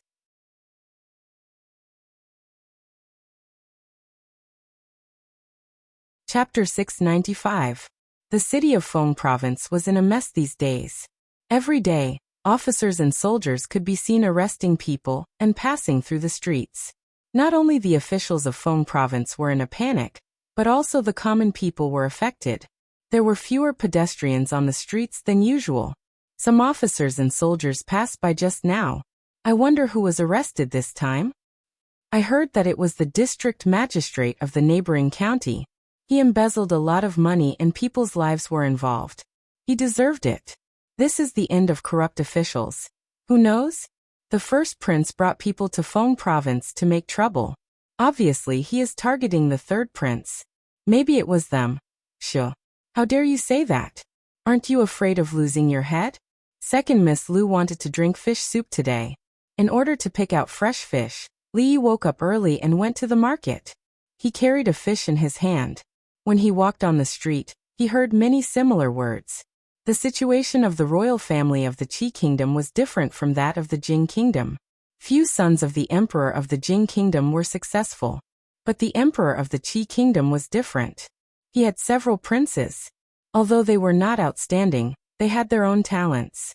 Among them, the third prince of the Qi kingdom, Zhao Yi, was the best. At such a young age, he had done many great things that were praised by the officials and the emperor. In more than 10 years, he developed the barren Phong province into an important city of the country. He was surrounded by countless talents and enjoyed a high prestige among the people. He was also an outstanding figure of the younger generation. A real master of both literature and martial arts. Because of this, the third prince, Zhao Yi, enjoyed a high prestige among the people of the Qi kingdom. Many officials in the court thought highly of him, and thought that he was the best candidate to inherit the throne in the future. In some things, the Qi kingdom was different from the Jing kingdom and the surrounding countries. Nominally, the eldest son of the legal wife inherited the throne. But since the establishment of the Qi kingdom, there were not many princes who really inherited the throne. Because the eldest son of the legal wife was incompetent, he was replaced by a more outstanding prince. Such things happened frequently in the history of the Qi kingdom. Even the officials and citizens of the Qi kingdom had formed a mindset of, if you can do it, you can do it. If you can't, there's someone else. Not to mention that he was only the eldest son of the legitimate wife for the time being. Even if he had already become the crown prince, they would not be able to relax until the last moment of the former emperor's life. The first prince of the Qi kingdom must be feeling a lot of pressure, especially when he had a younger brother who was more outstanding than him in every aspect, and was even more handsome than him. That was why he had worked so hard this time. In just a few days, the storm had spread from Fengzhou city to the surrounding counties, and even to further places. In any case, the surrounding prefectures could be considered as the third prince's sphere of influence. He would rather kill the wrong person than let him go. Over the past few days, Li Yi had learned quite a lot about the Qi kingdom. To a certain extent, the first prince of the Qi kingdom was also a pitiful person. If he had been born in the Jing kingdom, he would not have needed to compete with so many people. The throne would have been easy and stable. As long as he was not like the king of Shu, who was determined to seek death from the capital city to Shuzhou, he would have inherited the throne without any suspense. It would have been better if he had stayed in the capital and enjoyed a comfortable life. He would not have been like what he was doing now, running all over the country with a group of imperial censors, just to increase his chances of seizing power. If he was not careful, he might even offend a lot of people. Why bother? Li Yi sighed and picked up the fish to have a look. It was still alive. If it was dead, the soup would not be fresh. When he walked to the gate of Fonglin Garden, Lin Yong walked in from outside. When he saw him, he was startled and immediately walked up to him. He said, just in time. Miss wants to see you. Come in with me. What's the matter? Li Yi stopped and asked. Lin Yong pulled his arm and said, the Ma family and the Su family are here. They seem to want to discuss something. Oh, it's too late.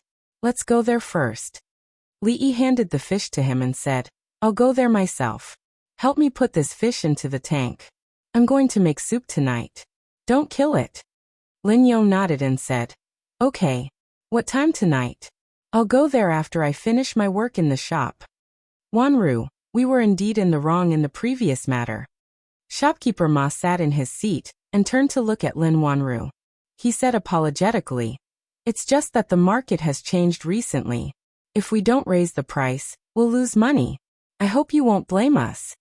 Shopkeeper Su hurriedly said, That's right. We've been working together for so many years.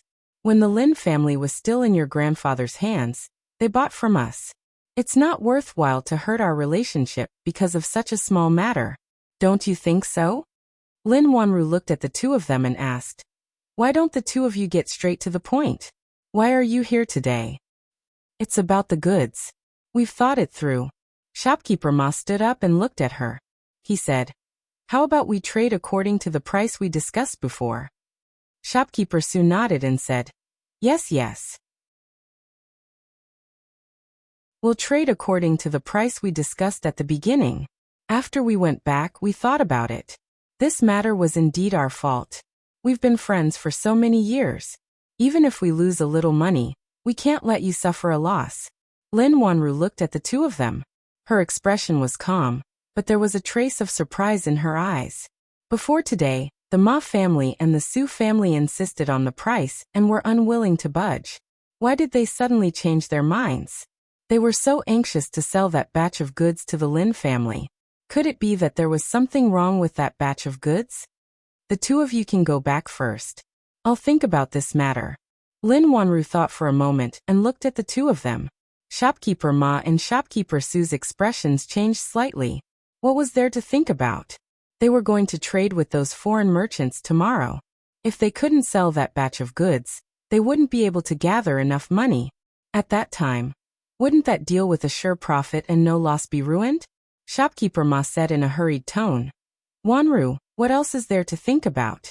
Let's go according to the original price. Miss Lin, why are you looking for me? Li stood at the door and looked at Lin Wanru. Shopkeeper Ma's words were interrupted. He looked at her with a dissatisfied expression. Lin Wanru stood up and said, Come in first. In the past, she did things swiftly and decisively. She wouldn't be influenced by outsiders when she did business. However, she didn't know when she started to care more about the opinions of the people in front of her. Although the other party was just a scholar, he could always give her a lot of inspiration when he talked about business. Time would always prove that his ideas were right. Shopkeeper Ma looked at him and asked Lin Wanru tentatively, Wanru, this is the Lin family's accountant. Li looked at him and said, Please wait here for a moment. Lin Wanru said to the two of them first. After nodding slightly at Li, she turned and walked into the inner room. Li slowly followed her. The Ma family and the Su family are going to cooperate with the Lin family again? Li asked. They said that they are willing to trade for the raw materials at the price we discussed before. Lin Wanru nodded and said, They didn't back down at all yesterday. Today they are so attentive. I don't know what they are planning. Li looked at her and asked, Haven't you bought a lot of things from the foreign merchants? Can you still eat those goods? It's a bit difficult. Lin Wanru shook her head and said, But with those goods, the Lin family won't have to rely on these three families for a few years. It's an opportunity. Li thought for a moment and said, Then let's go. Seeing the two of them coming out, Shopkeeper Ma and Shopkeeper Su immediately went to greet them. Shopkeeper Su asked eagerly, Wanru, have you thought about it? Li smiled and walked forward. He said, The Lin family, the Ma family, and the Su family have been cooperating for so many years. Do you still need to think about this? The two of them looked at the young man in front of them and were stunned. Since when did the affairs of the Lin family become decided by an accountant? However, seeing that Lin Wanru didn't move, Shopkeeper Ma seemed to have realized something. He smiled and said, That's good. That's good. Then the price will be according to. The price is not a problem as long as it's cheap. Li waved his hand and said, Sit down and talk.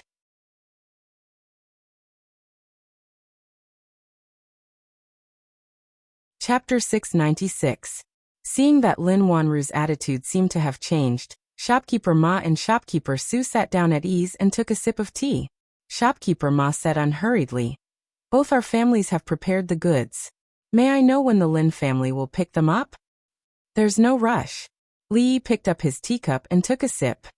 "Before that, there's one more thing I need to make clear to the two of you." Lin Wanru looked at him, then at the teacup in his hand. Her lips parted slightly, but in the end, she did not say anything. "Feel free to speak your mind," Manager Su said with a smile. He looked at the young man sitting in the main seat, then at Lin Wanru. He thought to himself, the Bai family has plotted against the Lin family for so long, but in the end, it was all for someone else's benefit. Fortunately, Bai Yu did not come today. Otherwise, if he had seen this scene, he did not know how he would feel. Li Yi looked at them and said, "A few days ago, you unilaterally raised the price," Shopkeeper Ma said anxiously. "That's all in the past," Li Yi waved his hand and said. "Because of your price increase, the Lin family just bought a batch of jewelry yesterday. At this time, we do not have enough money to accept these 2 batches of goods." "Is that so?" Shopkeeper Ma and Shopkeeper Su's expressions changed. "Therefore, we can only accept goods from one family." Li Yi looked at the two of them and said, "As for whether it is the Ma family or the Su family, you two can discuss it yourselves." Having said that, he took another sip of tea and turned to look at Lin Wanru. He smiled and said, "Today's tea is quite good. Did you change the tea leaves?" Lin Wanru's gaze lingered on his teacup. She said, "No, it might be because of the water. The water today was specially picked from the mountain spring by Big Brother Lin." Having said that, she glanced at Shopkeeper Ma and Shopkeeper Su, whose expressions had changed slightly, but did not say anything. The price of the jewelry bought from the foreign merchants was low. Although it was not a small amount, the Lin family did not have to worry about it. If they really wanted to accept the goods from the Ma and Su families, they would only be a little nervous. He glanced at Li Yi again, and he more or less understood the meaning of Li Yi's words. One family. Shopkeeper Ma's expression changed slightly. He did not expect that the Lin family had already found a new partner. If he could only accept goods from one family, then the goods from the other family would have to remain in his hands. The reason why they had unscrupulously raised the price before was that this line of business had already been established in Fengvo. The Lin family could only get their goods from these 2 stores. It was the same for them. Those big stores had their own channels. Without the Lin family, no one could buy their goods. It was not certain whether the goods could be sold in the future. If they could not get the silver today, they would not be able to complete the transaction with the foreign merchants tomorrow. They would have to watch a lot of silver slip away in front of their eyes. The loss would be immeasurable. Shopkeeper Ma stood up and sighed. The Ma family and the Su family have always advanced and retreated together. In that case, we have disturbed you today. Brother Su, let's go. Goodbye. Shopkeeper Su also stood up immediately. The two of them casually cupped their hands and turned to leave. Lin Wanru came over and looked out the door. She said, "They have left." Li Yi took another sip of tea and said, "They will be back soon." "Are you sure?" Lin Wanru raised her eyebrows. Li Yi smiled and said, "Wait and see." Although they called each other Brother Ma and Brother Su affectionately, it was just a fake brotherly relationship. When it came to the interests of each family, even blood brothers would turn against each other. The two families were currently short of money. Otherwise, they would not have come over to beg the Lin family to buy the goods. Now it was just a matter of who could not endure it first. The taste of the tea today is really different. It doesn't seem to be because of the water. Li Yi picked up the teacup and looked at her. Lin Wanru pointed to the teacup on the table and said, "This is red date and wolfberry tea, and this is my teacup." Li Yi was startled. He lifted the lid of the teacup and looked at it again. He slowly put down the teacup. The atmosphere in the room was a little awkward. Haha, red date and wolfberry tea is good. Red dates can nourish the body, nourish the blood and calm the nerves. Wolfberry nourishes the liver and eyesight. Drinking more of this tea can also improve anemia caused by menstruation. Cough, in short, drinking more is good. Li Yi coughed twice and stood up from the chair. He cupped his hands towards the door and said, "Shopkeeper Ma, please come in." Seeing Shopkeeper Ma walk in again, A trace of surprise finally appeared on Lin Wanru's face. A smile appeared on shopkeeper Ma's face and he said, "Haha, Miss Lin, I thought about it. We can still talk about that batch of goods again." Lin Wanru looked at Li Yi. Li Yi took a step forward with a troubled expression on his face and said, "Shopkeeper Ma, to be honest, our Lin family does not lack jade materials this time. Instead, we are more interested in the Su family's gemstones. So shopkeeper Ma, I can only apologize." Shopkeeper Ma was startled. His expression suddenly changed and he immediately said, "Miss Lin, think about it again. Recently, the market for jade has been very good. There is no harm in hoarding more goods." Li shook his head and said, "I'm sorry, shopkeeper Ma. We still think 90%. Shopkeeper Ma looked at them and said, "I'll lower the price to 90%. 90% of the market price is fine." This time, the amount of lioli was huge. He calculated the family's surplus money and scraped together some from here and there, but it was still far from enough. The value of this batch of goods was not small. It could be said that this batch of goods was his last hope. Li Yi frowned and shook his head. "This is really not a problem of money." Shopkeeper Ma clenched his teeth and said with a trembling voice, "Give me another 5%. Can you give me another 5%? Money is really not important." Shopkeeper Ma's eyes were already filled with tears. He clenched his teeth and said, 80%. 80%. I can't go any lower. Go outside and ask around. There is no such price anywhere." Lin Wanru looked at shopkeeper Ma. She had been dealing with him for many years, but this was the first time she saw such an expression on his face. When she turned to look at Li Yi, the expression on her pretty face became somewhat complicated. What confidence did he have to be able to force shopkeeper Ma to this state? "Humph, you said there is no such price anywhere." A cold snort came from outside the door. Shopkeeper Su strode in and said coldly, "My Su family is willing to give you another 5% on top of the 80%.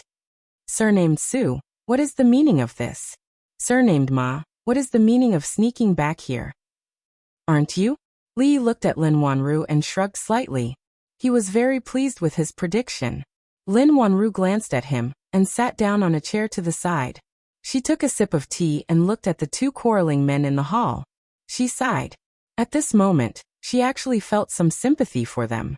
Suddenly, as if she had thought of something, she slowly turned her head and looked at the teacup in her hand. The expression on her pretty face froze and she didn't even swallow the tea in her mouth. "You two calm down. Calm down." The atmosphere between the two people gradually became white-hot. When one of them was already looking at the chairs in the hall, Li knew that he couldn't let them continue arguing like this. "We are all doing business together. We see each other all the time. Don't hurt the harmony between us." He walked in between the two people and separated them. He said, "Isn't it because of the problem of the goods? I have a way to get the goods of both families to sell." "What way?" The two people immediately looked at him. "How about we sell the goods of both families at 50% of the market price?" Li looked at them and encouraged. "This way, the Lin family will be able to buy all the goods of both families." "Pooh!" Lin Wanru's body leaned forward slightly. She almost spat out the mouthful of tea that she didn't know whether she had swallowed it or spat it out. When she saw Li looking at her, she awkwardly covered her face with her sleeves and secretly wiped away the water at the corner of her mouth. When she raised her head, the expression on her face froze.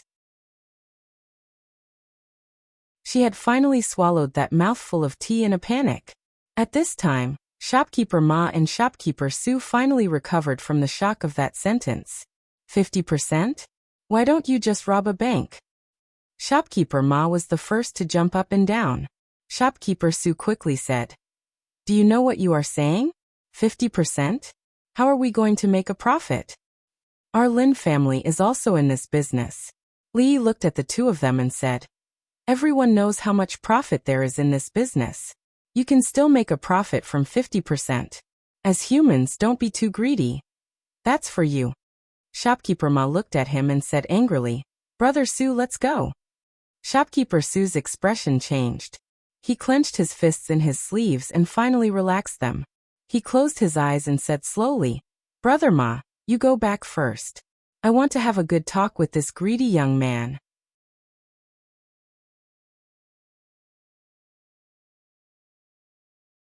Chapter 697.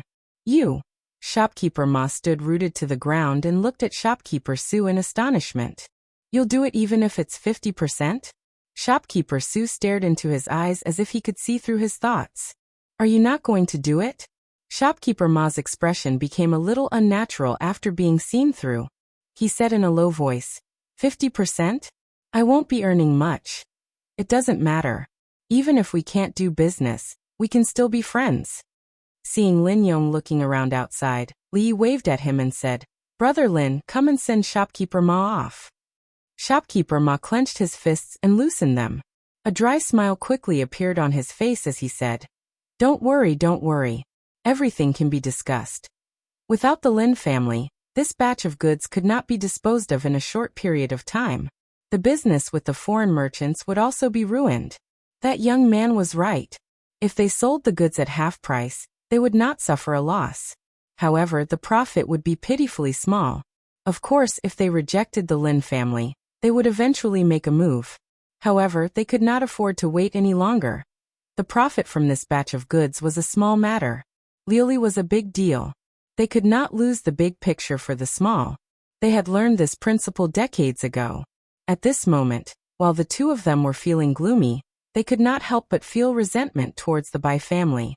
If not for Bai Yu's persuasion, they would not have suddenly made things difficult for the Lin family, and they would not be in this situation today. Shopkeeper Ma turned to look at Lin Wanru. There was a hint of pleading in his voice. Wanru, 50% is too little. We've worked for nothing these days. Why don't we add another 10%? Lin Wanru raised her head to look at Li Yi. She stood up from her chair, but did not reply. Shopkeeper Ma closed his eyes and said anxiously, 5%. Even 5% is fine. After the two shopkeepers left, Lin Wanru's strange gaze made Li Yi feel a little guilty. He looked away and said, You don't know, but I'm actually very good at bargaining. Lin Wanru finally opened her mouth and asked, Why did they still agree when we lowered the price to such a low level? Li Yi shook his head and said, How would I know? Maybe they found their conscience and felt guilty to the Lin family, so they wanted to make up for it and seek peace of mind. I heard that some people have some special hobbies.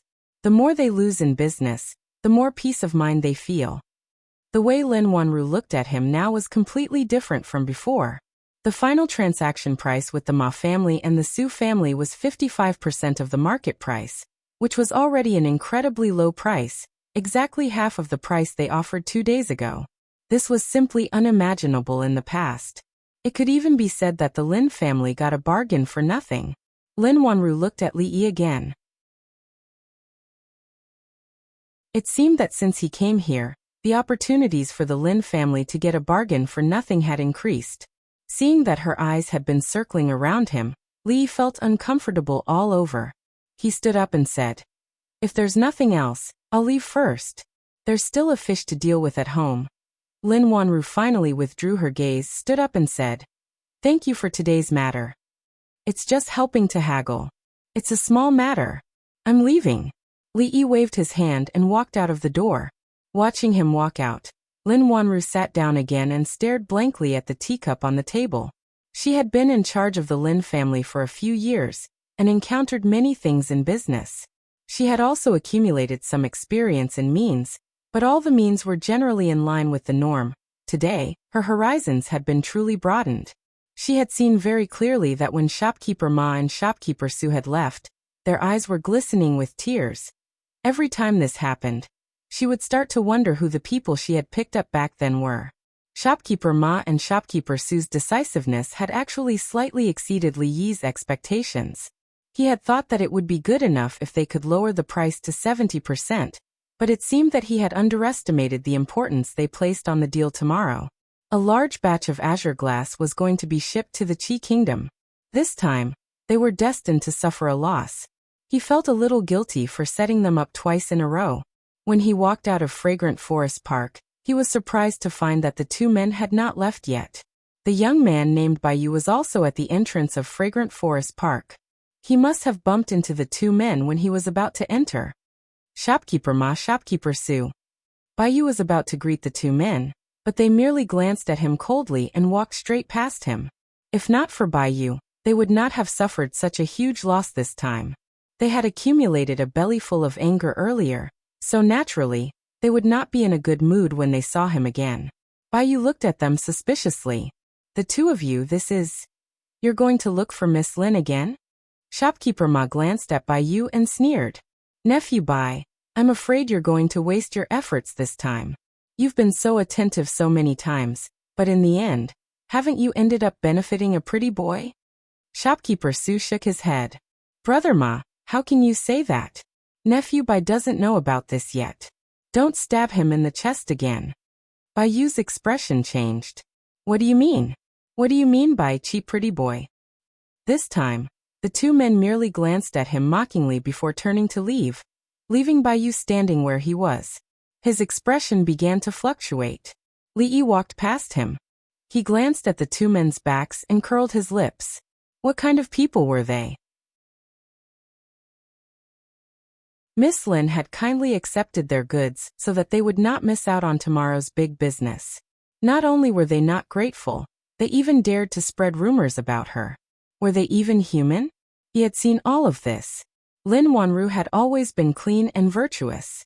The man who had appeared by her side was the married man, Lin Yong, who was in charge of her safety.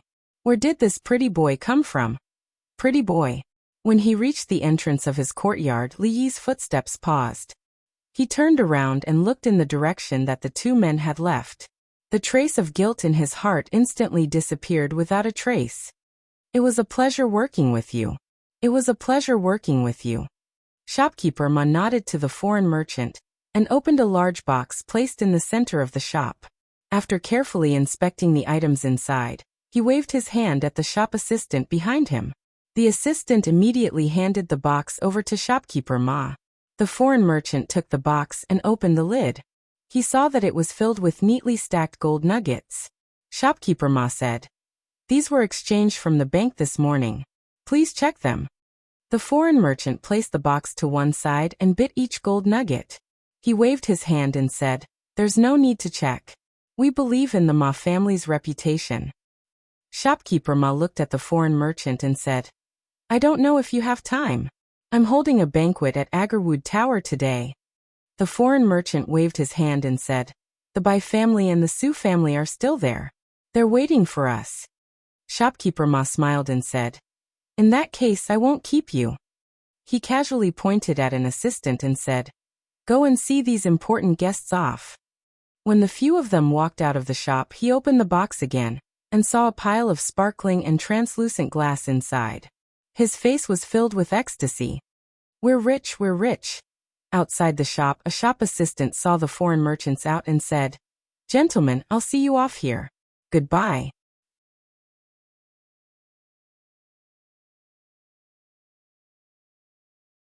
Chapter 698. The box of gold was very conspicuous in the room. It was not that Li Yi had never seen so much money, but he had only seen such a scene of a whole box of gold in front of him in a TV series. When they were most short of money and manpower, they could only rely on selling jade pendants and poems to barely make a living. It was such a difficult period of time. It was only a month, but with so much money in front of them, their hearts were already calm. If it was someone else who saw so much gold, they would immediately become a nouveau riche. They would not be happy if they did not go out and spend hundreds of taels of silver. He closed the box and put it under the bed. When he walked out, he saw the second young lady of the Liu family slowly practicing Tai Chi in the courtyard. This was the improved version of Rui's Tai Chi. It focused more on actual combat, and the movements looked more beautiful. "Get ready, we'll go out in a while." Li looked at her and said, "What are we going to do?" Mississippi Liu continued her movements and asked without turning her head, "We've earned so much money. How can we not buy something to splurge on? Why don't we spend at least 1,000 taels of silver?" Li urged, "Hurry up, we'll leave after we finish eating." No matter in the past, present, or future, women couldn't resist the temptation of shopping. Even a fairy like Second Miss Liu, who didn't eat the food of the mortal world, would occasionally like to go shopping, even if she only bought a bunch of useless things. After finalizing the plan for today, when Li Yi was busy in the kitchen, Lin Yong came over, leaned on the door and asked, "Li brothers, do you have anything to do after dinner?" Li Yi did not turn around and said, "I'm going out to buy something after dinner." Lin Yong clapped his hands and said, "Miss is going out in a while. She asked me to ask you guys if you want to go out together?" Since Lin Wanru refused to pay him the last time, he would always do something intentionally or unintentionally. For example, he would give Mississippi Lu a hairpin, a bracelet, or when he passed by a clothing store and saw a beautiful dress, he would also buy it for her, like a disguised compensation. This kind of thing happened every few days, and Li Yi was used to it. Okay. Li Yi only hesitated for a moment and nodded in agreement. For such a long time, second Miss Lu had been staying at home to recuperate. Occasionally she would go out with him. Other than him, the only other person she came into contact with was Lin Wanru, who would occasionally come to talk to him. Li Yi noticed that Lin Wanru did not seem to have many friends. Every day, she would go to the Lin family and go to the shop. These two women did not like to talk, but during this time, they actually established a strange relationship. Of course, although they did not like to talk, there were different levels. When he was with Mississippi Lu, Lin Wanru talked more. It was actually a very tiring thing to go shopping with women, because they did not know tiredness at all. When passing by the most famous rouge and powder shop in Fengzhou City, Mississippi Lu and Lin Wanru went in, and he and Lin Yong could only wait outside. Although there was no sign outside the shop that said men are not allowed, generally men would choose to avoid it. Inside, there were all women. The mixed smell of rouge and perfume made Li Yi very uncomfortable. Lin Yong squatted on the steps and asked, "Li brothers, such a small bottle of perfume actually dared to sell for 2 taels of silver, and these women still rushed to buy it. I really don't understand what they are thinking." Li Yi lowered his head and glanced at him. If a rough man like him could understand the mind of women, the sun would rise from the west. 2 taels of silver was nothing. A small bottle of limited edition Blue Enchantress in the capital of the Jing Kingdom cost 200 taels of silver, and a large group of people rushed to buy it. Even so, there was no market for it. Even if you had money, you could not buy it. The perfume in the Qi Kingdom was only bought from the capital. 1 bottle could be bought for 2 taels of silver, and it could not even recover the cost. If the perfume sold by these black-hearted purchasing agents was not diluted, his name would be written upside down. Next to the shop was a tea stall. At this time, there were many customers in the tea stall, drinking tea and chatting. Li Yi was not in the mood to listen to them. He estimated that in at most half a month, they would be able to set off for their return. This time, they did not enter the Qi Kingdom too deep. If they were fast, they could reach Xuzhou in 2 days. Under his careful care, Mississippi Lu's body had recovered. The closer the day of their return, the more he looked forward to it. There were still some faint voices in his ears, such as corrupt officials, first prince, for the country and the people, and so on. Lin Yong was a restless person. Li Yi did not pay attention to him, and the old man beside him would not talk to him either. He simply moved his butt and leaned to the side. You don't say. This time, those people have really done a lot of good things for Feng Province. Corrupt officials should be arrested, the more the better. The more they arrest, the better the lives of the people will be. A young man dressed like a scholar glanced at him and said, "That's true, but nothing is absolute. It may not be a good thing to make such a big fuss and go to war. The whole Feng Province and the neighboring provinces are in a mess, which is not a good thing for the people." Someone said, "Yes, which official is not corrupt? Big or small, the result is the same. These days, there is no one in the county government to handle the case, and the bandits have become rampant." Every morning, people go to the county government to report the case, and there is a long line at the door. They were all ordinary people drinking tea and chatting. Finally, Lin Yong found someone who was willing to talk to him. He simply sat beside the tea stall and chatted with the people. Li Yi leaned against a pillar, thinking about whether Rui would give birth to a boy or a girl, and what name he should give to the boy, and what name he should give to the girl. Suddenly he heard a voice. "Young master, what do you think about the first prince's investigation of the corrupt officials in Feng Province?" He turned around and saw an old man with gray hair standing up beside the tea stall. The old man looked at him and said with a smile. Lee looked at him from head to toe and shook his head slightly. He was holding a small book in his hand, which was probably a record of all kinds of rumors he had heard from the people of Phong province. The thin bamboo tube at his waist should be filled with writing brushes. Looking at his extremely familiar appearance, he could catch anyone on the street and ask them about their opinions on the current affairs of the court. The censors of the Jing kingdom and the Qi kingdom were all the same. They had a few new tricks up their sleeves. The way they handled things was also simple and crude. Even if they were a little tactful, it would not be easy for people to guess their identity. One could not speak carelessly in front of the imperial censors. These people were all hearsay memorials, which meant that as long as they heard some news, no matter whether it was true or false, they could openly talk about it. If Li Yi said that the third prince of the Qi kingdom, Zhao Yi, and the sage of poetry Zhao Xiuwen, had some kind of shady deal for a long time, and it was heard by one of the censors, it would not take long before everyone knew that the two of them liked men. They did not have to take responsibility for their words. This was the privilege of the censors. How else can I look at it? I'm standing in front of my house. Li looked at him and said, "These few days the soldiers have been arresting people outside every day. It's very lively." The old man had a smile on his face. He was about to ask some questions, but his mouth opened halfway. He did not know what he wanted to ask.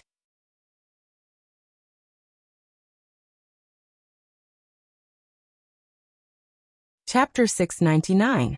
I'm asking for your opinion on this matter, not where you stand, nor am I asking if you're enjoying the commotion. Zheng Yuanliang had been assigned to the imperial censorate a few years ago to oversee the military, economy, and production in Phong province and neighboring provinces. He would report to the capital every 6 months. Phong province was governed by the third prince. The people lived in peace, and the politics were clean. Although there were occasional crimes committed, they were almost negligible. These crimes were unavoidable even in the capital. Other than assigning the censors to various places, the imperial censorate would also conduct a large-scale operation every year. They would send out a large number of censors to patrol the provinces and counties. They were responsible for investigating and impeaching officials. This large-scale operation by the imperial censorate was normal, but it was also abnormal. This was because there had never been a time when so many officials had failed in the examination of any province. The severity of the examination was so severe that even the censor, who could not bear to offend anyone, could not stand it. Because of this matter, Phong province and the neighboring provinces were in a state of chaos. The officials were in a state of panic, and they were not in the mood for official business. Naturally, there would be some chaos among the people. This made him wonder if the first prince was using this opportunity to take revenge on a personal grudge and deliberately drag Phong province into this mess. Based on his relationship with the third prince and his position, it was not strange at all that he would do such a thing. If this was really the case, he could not just stand by and watch. Of course, before that, he had to fully understand the public opinion. He had almost walked through the entire street, and everything was going smoothly until he met this young man who interrupted his train of thought. Opinion. Li looked at him and said, "I'm just a commoner. How dare I discuss the affairs of the state?" Zheng Yuanliang frowned and looked at him. The affairs of the state are closely related to everyone. Whether you're in the court or in the marketplace, what's the difference? As an ordinary citizen of the Qi kingdom, I'm just asking for your opinion on this matter. Ordinary citizen? Don't joke around. How can an official be the same as an ordinary citizen? Li looked left and right, then looked at him and asked, "Where are your people hiding? Are you going to arrest me as soon as I speak? Let me tell you, I won't fall for such a clumsy trap." The censor stared blankly at the young man in front of him. He opened his mouth but was speechless. After a long time he spoke again. The government has to act according to the law when arresting people. When have they ever used such a ridiculous reason? If that's the case, then I'd like to ask you, which government office is so bold? This official? Li looked at him with an expression as if he had expected this to be the case. And you said you're not an official. The old man silently retreated to the side of the tea stall and didn't say another word. Li leaned back against the pillar and shook his head. He had already thought of a satisfactory name, but after being disturbed by the old man, he couldn't think of it. Brother Lin Yong, come in quickly. At some point, the voice of Lin Wanru's maidservant came from inside the shop. Lin Yong, who was sitting next to the tea stall, turned his head. After a moment of shock, a surprised expression appeared on his face. He asked, "Was Xiao calling me just now?" As soon as he finished speaking, the young maidservant's voice suddenly became shrill. "What do you want?" She was the one who made the first move. Lin Yong's expression changed. He jumped up from his seat and immediately rushed into the shop. Li looked at him in surprise and followed him in. Inside the shop, a few men surrounded Mississippi Lu and Lin Wanru. On the ground, a slightly good-looking woman sat on the ground in a very indecent position. At this moment, she was hugging the thigh of another young man and complaining, "Young master, they bullied me. You have to stand up for me." The young man patted the woman's hand and helped her up. He said, "Don't cry. Don't worry, I will stand up for you." Lin Yong rushed to Lin Wanru's side and asked, "Miss, what happened? Are you all right?" Lin Wanru looked back at Mississippi Lu and just shook her head slightly. The maidservant named Xiao said hurriedly, "Just now Miss had already bought that perfume. That lady said she saw it first and insisted that Miss give it to her. Miss only said a few words to her, and she wanted to slap Mississippi. Then Miss Lu grabbed her wrist and gently shook it. She sat on the ground by herself." At this time, the young man came over and looked at Mississippi Lu. After a moment of shock, he said slowly, "Let's not talk about who saw the perfume first. I'm afraid it's a bit too much for this lady to hit someone without saying a word." Xiao said unhappily, "It was you who started it." Lin Wanru patted her on the shoulder and walked out. She looked at the young man and said, "We are very sorry about what happened to this lady. However, everyone in the shop saw clearly that it was the lady who started it. Even if we report this to the authorities, we are still in the right. Why don't we each take a step back and let this matter end here? What do you think?" The young man looked at her face for a long time, and then looked at the other woman behind her. He suddenly smiled and said, "Miss, you are really reasonable. This is a small matter. It's not good to make a big deal out of it. We were also in the wrong just now. Let me buy this bottle of perfume as an apology, okay? By the way, I still don't know your name." The woman behind the young man had a smug look on her face. Suddenly, things took a turn. Mr. Dujin, who had promised to stand up for him, suddenly changed his mind. Not only did he not intend to pursue the matter, but he also wanted to give the perfume that he liked to that woman. "Mister." She pulled the young man's shoulder. The young man turned his head and looked at her coldly. The woman felt as if a bucket of cold water had been poured over her head.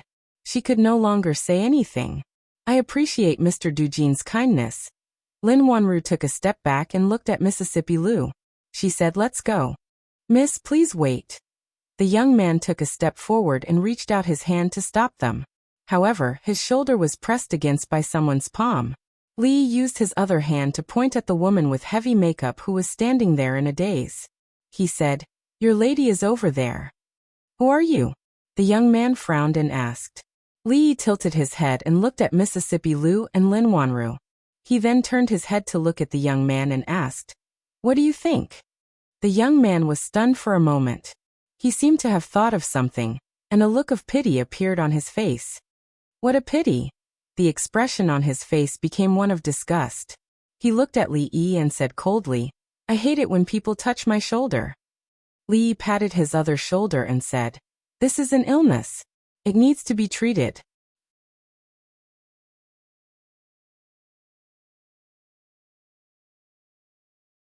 Chapter 700. In many cases, a beauty could be equated with a source of calamity. On the streets of the 21st century, ordinary people couldn't help but take a few more glances when encountering a beautiful woman. They would be bold and shameless enough to approach her and ask for her WeChat number. If they took a liking to each other, they would go further. This was a very normal thing. This kind of thing had been like this since ancient times. As time went on, Some aspects would become more and more advanced, while others would regress. In the conservative ancient times, this kind of thing was much more open than it was in the future. Ordinary people could only take a few more glances when they saw a beautiful woman, but rich and powerful young masters wouldn't spend a lot of time to pick up girls. They would just snatch them if they didn't agree. Otherwise, where did the classic scenes in dramas and novels come from? From a philosophical point of view, any consciousness was essentially a reflection of objective existence. It could be found in reality and couldn't be created out of thin air. Zheng Guanqi forcefully married Jing Xuelian. Gao Ye forcefully snatched Lady Lin. In the water margin alone, there were more than 10 cases of women being forcefully snatched. Art came from life but was higher than life. When Mr. Shi wrote these stories, he didn't create them out of thin air. Being in a foreign country, Li Yi didn't want to cause trouble. However, seeing such a playboy touching Lin Wanru, he couldn't pretend that he didn't see it and act like he didn't. There was no need to be afraid at all. Sue's head was standing at the door. Was there a need to be afraid? I said that I hate men touching my shoulders the most. The smile on the young man's face disappeared. He took 2 steps back and ordered the men, break both of his hands. I'll see who dares. Lin Yong roared and stood in front of Li Yi. The men who looked like guards walked over to them. The woman in the shop had long run out in fear, but it attracted the pedestrians on the street to stop and watch. The 2 young men strolled on the street. If one were to observe carefully, they would notice that the people around them would look around vigilantly from time to time, forming an airtight encirclement around the 2 of them. Zhao Zheng looked around and said, "Brother, these censors have been stirring up trouble in Feng province recently. You won't blame me, right?" Zhao Yi shook his head and said, "This is the duty of the imperial censors. Imperial brother worries too much." As the 2 of them walked along, they saw some chaos among the commoners. Zhao Zheng was very pleased with himself, but when he turned his head, he saw that Zhao Yi's face was expressionless. There was a hint of anger, but it was gone in a flash. "My heart is comforted that royal younger brother understands." Zhao Zheng nodded his head and said, "Imperial brother has good intentions." Although Feng province looks stable on the surface, there are still many hidden dangers inside. If we don't punish these parasites, I'm afraid they will become a big problem in the future. Zhao Yi nodded, but did not speak again. The problems that had been exposed in Fengzhou were far beyond his expectations. He thought that there would always be some vermin, but he did not expect there to be so many of them. The people from King Feng's mansion had been following those censors all the time. It was impossible for them to be biased. Because of this, he really noticed some things. Feng province was under his watch, but it was already like this. How bad would the other places in the Qi kingdom be? If it was not treated, the country would be destroyed in the long run. This was the historical experience that he learned from the history books. It was inevitable, but it could last for a long time. If it was treated seriously, some uncontrollable things would happen in a short period of time. Some news from the Jing kingdom had just been placed on his desk. The investigation of officials in the capital city of the Jing kingdom involved a lot of people. It was very similar to the current Feng province. However, even the wise Emperor Jing could not solve the problem. After the chaos, there was no follow-up. Even the ruler of a country could not control it. It was obvious what happened to the eldest prince. In addition, there were some things that were a little difficult for him to understand. The scene was so similar, and the method was so similar. The secret agents of the Qi kingdom in the Jing kingdom tried their best, but they could not learn the legendary debit and credit method. How did it spread to the Qi kingdom? On the piece of paper that Money God of Fortune picked up, the words borrow and loan were clearly written. The Jing kingdom's arithmetic academy, the debit and credit method, the director Li Yi, the amazing poetry, the dragon jade pendant. These things were intertwined. In his heart, he was sure that the person he wanted to see was in the Qi kingdom, in the city of Feng province, in a place that he could not see. "Be careful, young master." A shout suddenly came from beside him. Zhao Yi raised his head and saw a huge object flying out from the shop next to him.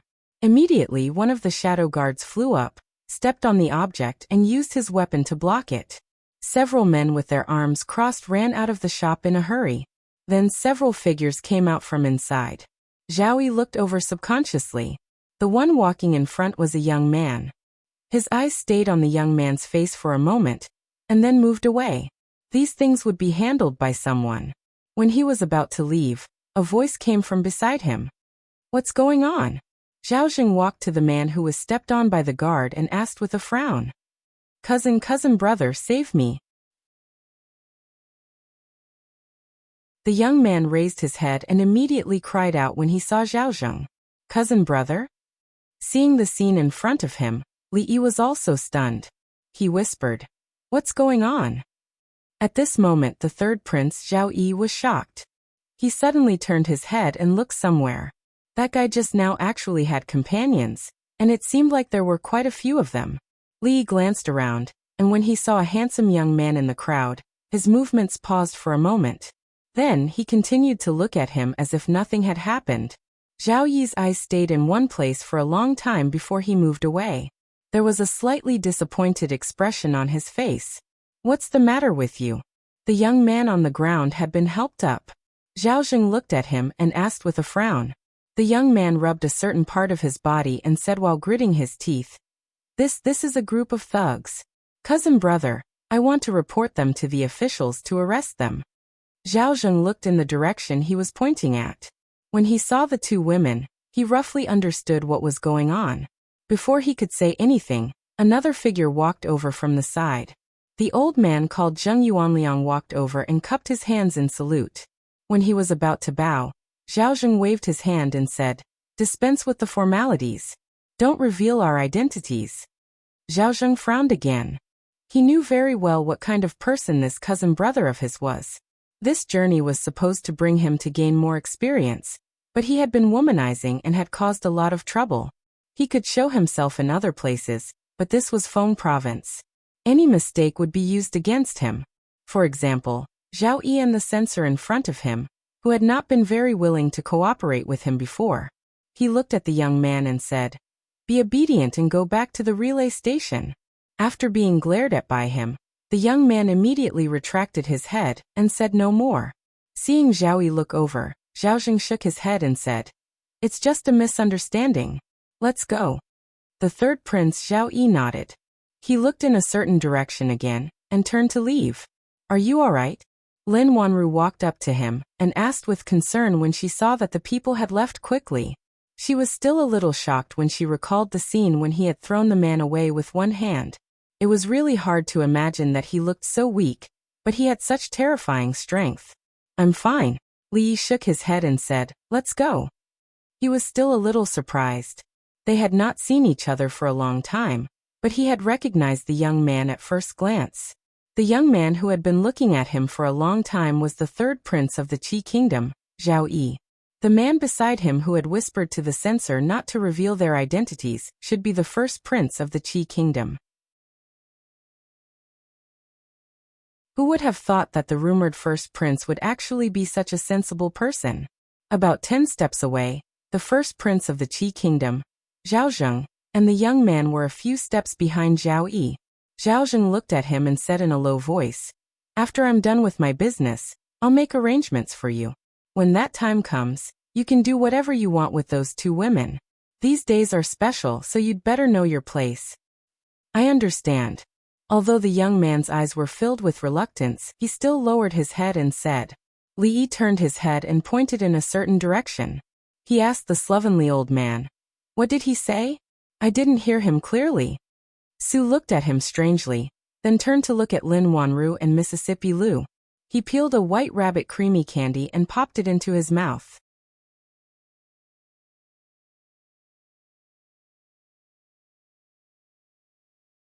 Chapter 701. Although there were some unpleasant interludes during this shopping trip, fortunately, they were all resolved satisfactorily. Lin Wanru gave the bottle of perfume to second Miss Lu. Beside her, Lin Yong muttered in a low voice. This 2 taels of perfume was extremely expensive. His wife had been talking about it for half a month. Yesterday, he really couldn't stand it anymore, so he bought her a bottle. Lin Yong would feel uncomfortable if he didn't talk to others. He just needed to listen. Thinking of something, Li Yi turned to look at Lin Wanru and asked, Isn't the conflict between the first prince and the third prince irreconcilable? It doesn't seem to be the case. Are the rumors wrong? Lin Wanru looked at him and asked doubtfully. When did you see the first prince and the third prince? Li Yi pointed in a certain direction and said, just now, the young man who passed by the perfume shop was the third prince. Didn't you see him? Lin Wanru was startled and asked in surprise. That was the third prince? Li Yi was even more surprised. You don't know the third prince? Lin Wanru looked at him with a hint of doubt on her face and asked. Although the third prince has been in Feng province for more than 10 years, he has never officially shown his face. Even some officials in Feng province city don't know what he looks like. How do you know him? Li Yi was startled, then looked at him and asked doubtfully. He has never shown his face. No. Li Yi thought for a moment and said with a smile. The third prince went to the capital of the Jing kingdom last time. I saw him from afar, and he looked very similar to the young man just now. However, it might not be him. Does the third prince have a twin brother? Lin Wanru shook her head and said, I've never heard of it. Then I might have seen wrongly. Li Yi turned his head and looked around. He pointed to a shop not far away and said, There's a cloth shop over there. Let's go and see if they have any new fabrics. The weather is good today, and the clouds in the sky are so white. It's a good time to buy 2 bolts of fabric. The weather is not bad, the clouds are so white buying fabric. Looking at Li Yi who was striding forward, Lin Yong scratched his head and asked in surprise, Does this matter? Let's go. Lin Wanru said in a low voice. When she raised her head to look at the figure in front of her again, a trace of doubt appeared in her eyes, but it quickly disappeared. She shook her head and strode forward. One should not be afraid of a thief stealing, but one should be afraid of a thief remembering.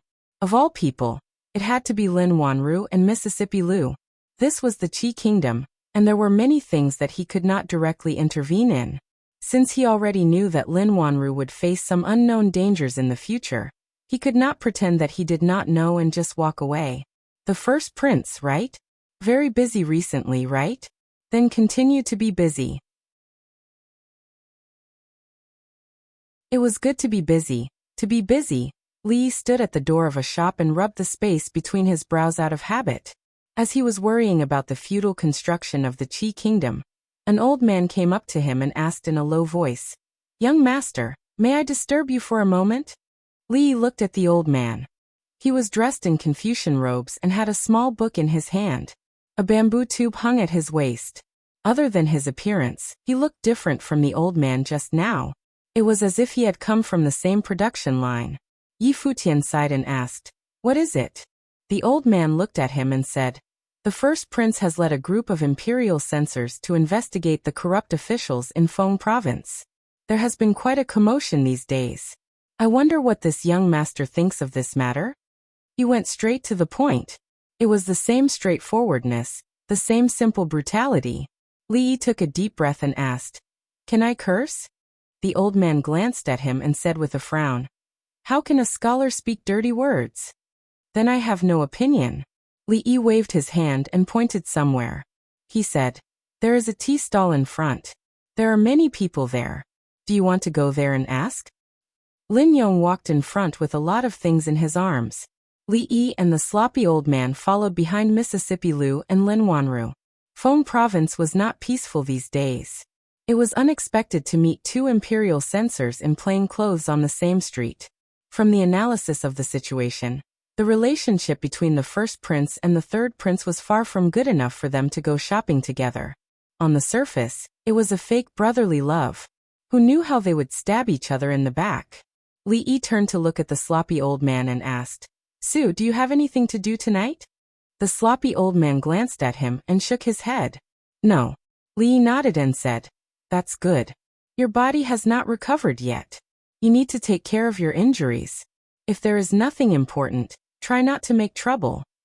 The sloppy old man looked at him and asked, Tell me, what do you want me to do? Li Yi shook his head and said, No, really. The sloppy old man asked doubtfully. I really didn't. Li Yi nodded. In the courtyard next to Fragrant Forest Garden. Be careful. Li Yi patted the sloppy old man's shoulder, put an envelope in his hand, and said. The sloppy old man nodded. When he turned around, he asked, "Do you need me to bring back the head of the first prince?"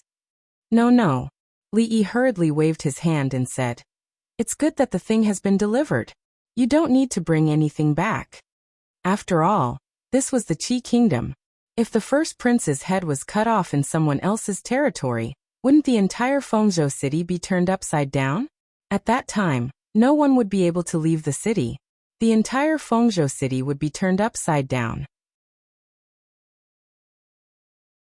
No matter how powerful a grandmaster was, he would not be able to take him and Mississippi Lu away. No, forget it." When the sloppy old man's voice rang out, he had already disappeared from the courtyard. Mississippi Lu walked out of the room and asked, "Who were you talking to outside just now?" "No one." Li Yi waved his hand and walked into the room. As he walked, he said, "It's getting late. Go to bed early. You have to go to work tomorrow." In a heavily guarded courier station in Fengzhou City. "Your Highness, the name list of all the people found these days is all here." An official put a thin booklet on the table. After saluting, he slowly left. Zhao Zheng picked up the booklet and casually flipped through it while pacing in the room. 53 people. He looked at a certain number written on the booklet, and a smile appeared on his face. Over the past few days, a total of 53 officials in Fengzhou had been found to have committed serious corruption. Not to mention how many of Zhao Yi's trusted subordinates were among them. How many of his people could be placed in these 53 positions if he fought for them? In this way, he would have more control over Fengzhou. In the future, no matter what Zhao Yi did, he would be able to keep an eye on it. If he could dig deeper into this matter and strike while the iron was hot, he could completely replace Zhao Yi and become the ruler of Fengzhou and the neighboring provinces. In that case, Zhao Yi would be like an eagle without wings. How could he fight against him? For him, this was a once-in-a-lifetime opportunity. Whether or not he could grasp it and change the impression that the people and the court officials had of him and Zhao Yi, the following days were very important. He had to produce more results. After reading the booklet from beginning to end, Zhao Zheng nodded and murmured, "Not bad. The wine is good, but the chicken is too old." A voice suddenly came from the room. "Who is it?" Zhao Zheng's expression changed. He suddenly turned his head and saw an old man with messy hair and a black cloth covering his face sitting at the table. The old man pointed at a dish on the table with his chopsticks and shook his head. "Who made this poached chicken? It's such a waste of good ingredients. He deserves to be beaten."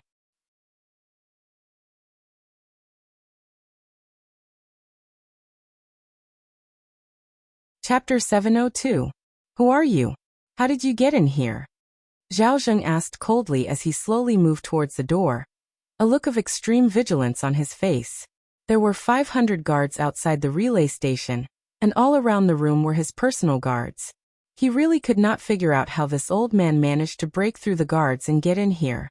The masked old man swung his hand, and the chopsticks in his hand shot out. They brushed past Zhao Zheng's eyes and sank deep into the doorframe. He looked at this prince of the Qi kingdom and said, "Don't worry, I won't hurt you." Looking at the two easily broken jade chopsticks, which were inserted about an inch above the doorframe, Zhao Zheng knew that it was no longer important how the other party managed to get into this courtyard under the heavy guards. What was important was that if the jade chopsticks could be inserted into the doorframe, they could naturally be inserted into Zhao Zheng's head, heart, or any other place. He closed his eyes and took a deep breath. When he opened his eyes again, they had regained their indifference. He walked over and cupped his hands towards the masked old man, saying, "I was impolite just now. May I know what senior has come to visit me in the middle of the night?" Since the other party had such terrifying strength, but did not kill him immediately, it meant that the old man was not here to kill him. In that case, everything could be discussed. The masked old man took a sip of wine, then looked at him and asked, "I heard that you've obtained a wonderful method these days, and you're using that method to investigate cases and catch corrupt officials?" Zhao Zheng raised his eyebrows. For a moment he did not know the old man's true intentions. Was there someone on the list that he cared about? Or was it because this matter had touched upon some of his interests? He looked at the old man and said tentatively, "If this matter has offended Senior, I apologize to Senior. If Senior has any requests, Zhao Zheng will certainly do his best to satisfy them. Smack. The masked old man suddenly slammed the table, making a crisp sound. It also made Zhao Zheng's heart tighten. The masked old man raised his eyebrows, looked at him, and said coldly, "Do you know that the method is called the debit bookkeeping method, which is a secret that my sect has spent 30 years to develop? But it was stolen by a traitor. When I chased after the traitor, I found that this thing was actually obtained by you. Tell me, where did you get this method?" Hearing this, Zhao Zheng was stunned for a moment, and then he immediately realized something. As expected, the god of wealth was just a lowly merchant. How could he come up with such a wonderful method? He must have gotten it from somewhere, taken it for himself, and then claimed credit in front of him. How could such a clumsy method be hidden from him? Zhao Zheng seemed to have seen through everything. He cupped his fists at the old man and said apologetically, "Senior, I'm really sorry. I really didn't know. This is a secret of your sect. Please forgive me, Senior. I'm willing to make it up to you. Is there anything I can do for Senior?" At this moment, what he was most afraid of was that this old man's martial arts was extraordinarily high, but he was stubborn and had no interest in money or power. As long as the old man had a request, he would be safe. "Shut up. I'm not a man who covets power and wealth. I know that you're the first prince of the Qi kingdom, but you can't humiliate me like this." Smack, said the masked old man coldly. He slammed his palm on the table again, causing Zhao Zheng's heart to skip a beat. He subconsciously wanted to shout out loud, "Here." The masked old man took out something wrapped in black cloth from his bosom and handed it to Zhao Zheng. Zhao Zheng's mouth was half open, and his back was wet with cold sweat. His heart was tangled up, but when he saw that the old man only handed him something, he was stunned for a moment. After a long time, seeing that the old man really had no intention of killing him, he finally relaxed. He asked carefully, "Senior, what is this?" The masked old man said slowly, "My whole sect has devoted 30 years of study to develop this secret method. My purpose was to present it to the imperial court, to eliminate the corrupt officials of the Qi kingdom, and to restore peace to the world. However, I didn't expect that there would be a traitor in my sect, and the secret method was stolen. I was worried that the method would be used by other countries, so I chased after them. I heard about this just as I arrived in Fengzhou." Zhao Zheng was stunned again and asked, "Senior, you mean? You did a good job. You eliminated the corrupt officials without any leniency. What you did was for the good of the country and the people. I've seen it all these days." The masked old man stood up, patted him on the shoulder, and said, "What the traitor stole was only an incomplete part of the first part of the secret method. What's inside is the entire secret method. I'm passing it to you now, in the hope that you will keep your original heart in the future. Don't give up because of those with ulterior motives, and don't disappoint me and my sect. If the corrupt officials are not eliminated, the people will never have a day of peace." The turn of events was too sudden, and Zhao Zheng could not react for a moment. The assassin who attacked the courier station at night suddenly became selfless for the country and the people. He needed time to digest this. "Thank you, Senior. Zhao Zheng will not let you down." Very quickly, Zhao Zheng understood that he had hit the jackpot today. If a mere fragment of the first half could have such an effect, wouldn't he be able to move unhindered in the imperial court if he could obtain the complete first and second half? Although he did not know which sect this old man belonged to, the person who could research this method must not be ordinary. Maybe there was something more powerful in it. If he could get it. The masked old man said in a deep voice, "This is the complete debit and credit bookkeeping method, as well as a wonderful way to govern the country and fill the national treasury. You must take good care of it and remember not to spread it. If other countries get it, the consequences will be unimaginable." Zhao Zheng was delighted, but a solemn expression appeared on his face. He nodded and said, "Senior, don't worry. After looking at it, I will completely burn it without leaving a trace." The old man nodded and asked, "Now tell me, where did you get this method?" Zhao Zheng replied without hesitation, "Fortune god of money, the fortune god of money in Fengzhou. This method was given by him." Fortune god of money. The masked old man nodded and said, "The thing has been delivered. I will leave now. I hope you won't let me down." Zhao Zheng hurriedly said, "I still don't know your name, senior. You have done a great service to the Qi Kingdom. Please leave your name. In the future, Zhao Zheng will write a book and erect a monument for you so that the people can admire you." Haha, I have done my best for the country. How can I, Su Tian, be a vulgar person who does good deeds and leaves my name everywhere? The old man laughed and said, "Farewell, we will never meet again." He waved his sleeves and the door opened. Zhao Zheng blinked, but there was no one at the door. Zhao Zheng walked out quickly. A guard immediately came over and bowed. "Your Highness, what can I do for you?" Zhao Zheng looked at them and asked, "Did you see anyone leave my room?" The two guards looked at each other and shook their heads. They said, "No, only your Highness." "All right, there is nothing else. You can leave. In a quarter of an hour, tell the guard in charge of the relay station to see me." Zhao Zheng waved at them and went back to his room. When he walked inside, he saw an item wrapped in black cloth on the table. There was an unconcealable fire in his eyes.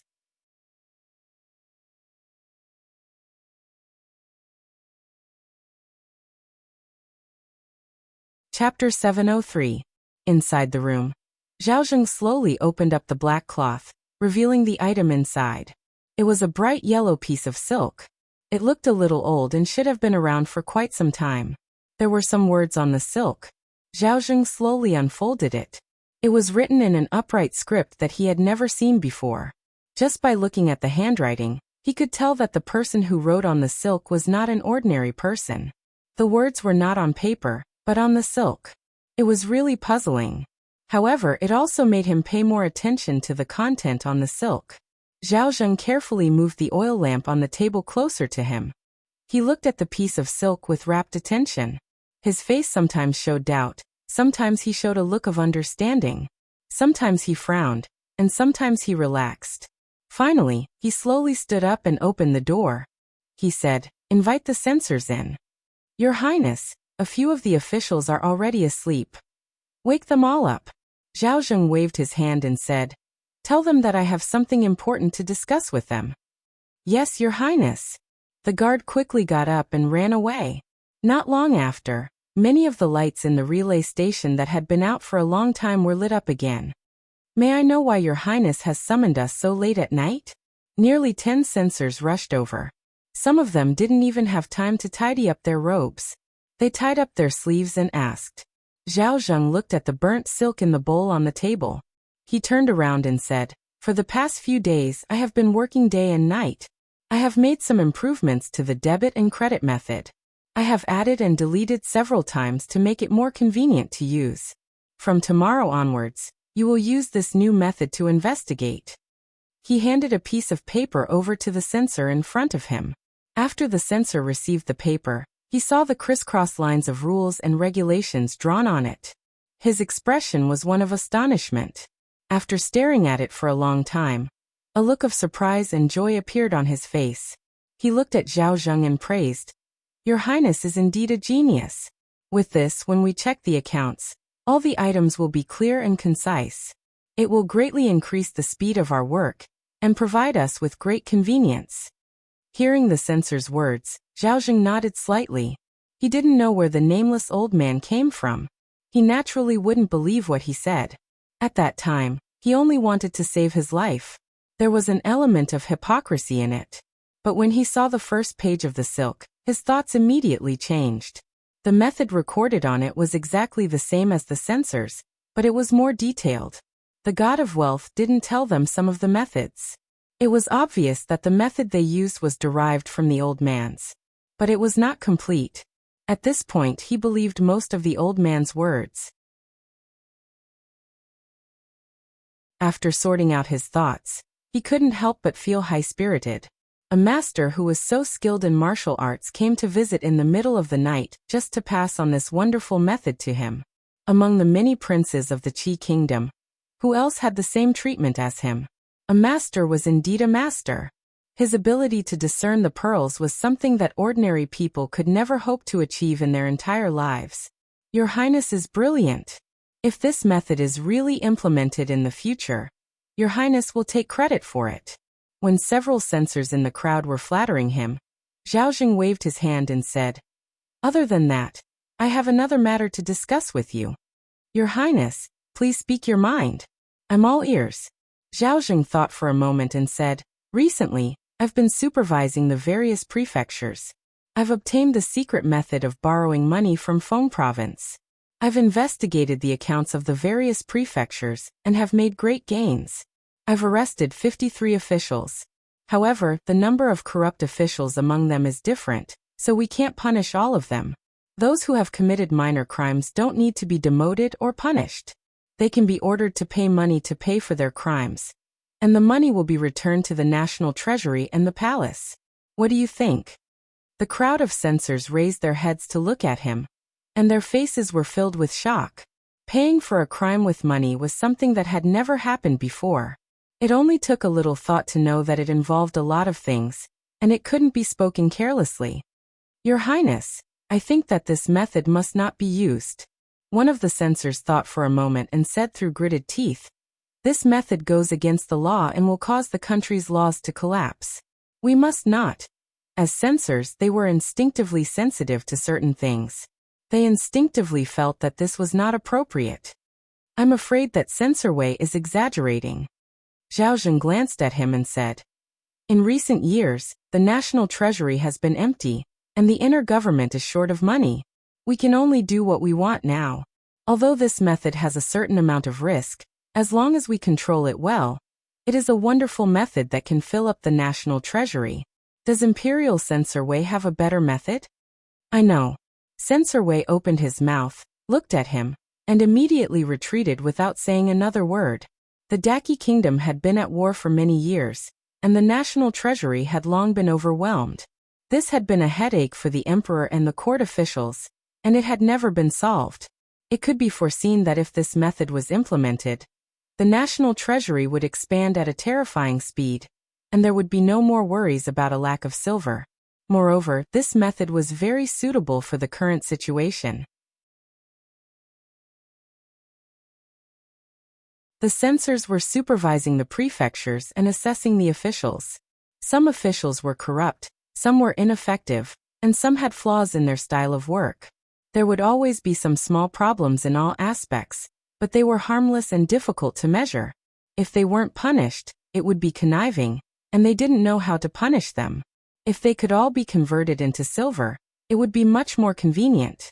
However, if this was the case, wouldn't it make some officials fearless and worsen their corruption? This was like walking on a steel cable, and below it was a cliff tens of thousands of feet high. If they could safely walk over, they would be greeted with cheers, but if there was the slightest mistake, they would be consigned to eternal damnation, and their bones would be crushed. Before this, there had never been a dynasty that had implemented such a method. Whether it would be applauded or crushed, they could only try it themselves. One of the censors thought about it, and a conflicted expression appeared on his face. He stood up and said, "Your Highness." Zhaozheng looked at him coldly and asked, "Censor Shin, do you have any objections?" Seeing the great prince's expression, everyone's heart shook. They knew that this time, the great prince had most likely hardened his heart to implement this method. The problem of the national treasury had always been the emperor's sore point. If there was a way to solve this problem once and for all, there would be no more worries. Even if they had to pay a small price, they believed that the emperor would not refuse. For the great prince, this was also a rare opportunity. Once he could personally take charge of this matter, in the future, all the officials in the world would have to act according to his wishes. On one hand, he could receive the emperor's attention, and on the other, he could establish his prestige in front of the officials. If someone disagreed with him on this matter, the outcome would be very tragic. Censor Shin opened his mouth and swallowed the words he was about to say. He bowed and said, "Your Highness is wise." One of the censors asked, "Your Highness, does this method have a name?" Zhaozheng thought about it and said, "Let's call it silver for discussing crimes." Inside the room, Li looked at the old bedsheet that was missing a piece and blew out the oil lamp. Today he had bought 2 rolls of cloth. Tomorrow he would cut out a new bedsheet. The bedsheet was missing a piece and it looked really awkward.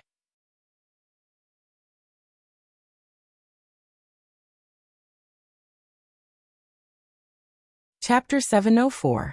That night, at King Feng's residence. Your Highness, we can't let them go on like this.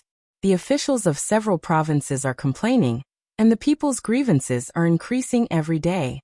I'm afraid that Feng province, which we have been managing for so long, will be destroyed in their hands. The person who spoke was the provincial governor of Feng province. He was pacing back and forth anxiously in his room.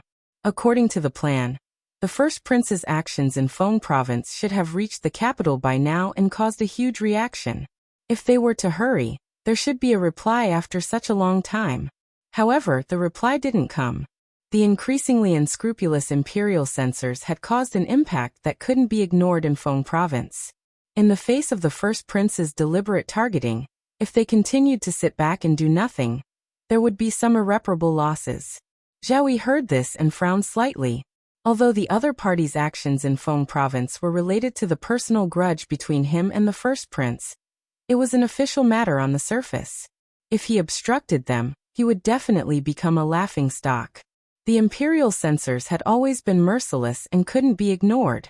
He couldn't advance or retreat. A helpless expression appeared on Zhao Yi's face as he muttered, Brotherly, you have given me a difficult problem this time."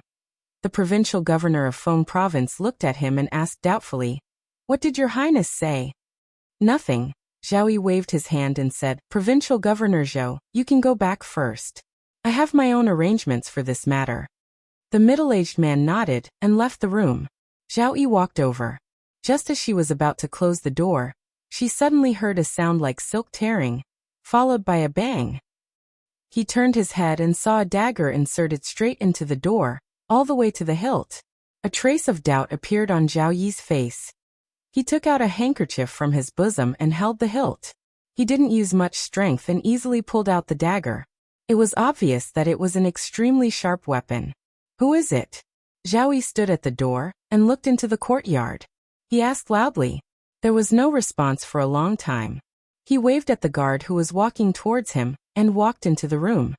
He took out a few pieces of paper from the dagger and carefully placed the dagger on the table. He didn't know who could sneak into the prince's mansion and deliver a message with a dagger, but the content of the message should be very important. Silver. But when he saw the first sentence written on the paper, he frowned. As time passed, the expression on his face first became solemn, then puzzled, surprised, and finally stunned. What was written on it was a system called Silver for Trial of Crimes. As the name suggested, the content of this system was to pay for crimes with money. Depending on the severity of the crime committed by the officials, they would be exempted from certain punishments by a certain amount of silver. Although this law could solve the country's financial problems in a short period of time, in the long run, corruption would inevitably spread to the point where it could not be suppressed, and the country would not be far from destruction. What was strange was that these pieces of paper described in detail the evils of the silver for trial of crimes. They quoted scriptures and discussed the major crimes committed by the silver for trial of crimes. For example, using money to pay for crimes would make the officials who paid the silver for trial of crimes even more unbridled and fearless, and the officials would become more corrupt. With the silver for trial of crimes, the officials would exploit the people even more, and the country would be in turmoil. Finally, using money to pay for crimes would not be pursued, and the law would become useless. The law would collapse, and the country would perish. Of course, more importantly, it was clearly written on the paper that the eldest prince was going to vigorously implement the silver for trial of crime system. This was simply encouraging evil practices and promoting unhealthy practices, with the intention of destroying the Qi kingdom. The person who wrote this letter was originally an expert who wandered around the world. He was unwilling to see the state of Qi destroyed in the hands of such a person. Thus, he sent a letter with a dagger to expose the matter. He hoped that he could announce this matter to the world, and let everyone see the ugly face of the first prince. Zhao Yi put down the letter and sat by the table. His right index finger tapped on the surface of the table. If this matter was true and the eldest prince really wanted to implement this method of destroying the country, then he would have a good reason to do so. He would not need to care about the censors and the opinions of the people in the capital, and the siege of Feng province would be resolved. The problem was, who had sent this letter? How did he find out about this matter? And how did he enter the prince's residence? No matter what, he would not believe the words of a wandering expert. Who could it be? Zhao Yi's index finger tapped on the surface of the table a little faster as he murmured. At this moment, there was a knock on the door. Zhao Yi got up and walked to the door. He asked, "What is it?" "I forgot something." An old voice rang out, and the door bolt broke. Zhao Yi saw a masked old man with white hair walk in. He walked to the side of the table and put away the dagger. When he walked out of the door, he glanced at Zhao Yi and casually stuck the other dagger into the door. He said, "It's a little dark, so I stuck it in the wrong place. Sorry." Zhao Yi watched him walk into the courtyard. With a leap he flew up to the roof and completely disappeared into the night. "There's an assassin! There's an assassin!" Panicked footsteps could be heard nearby. Countless figures ran over.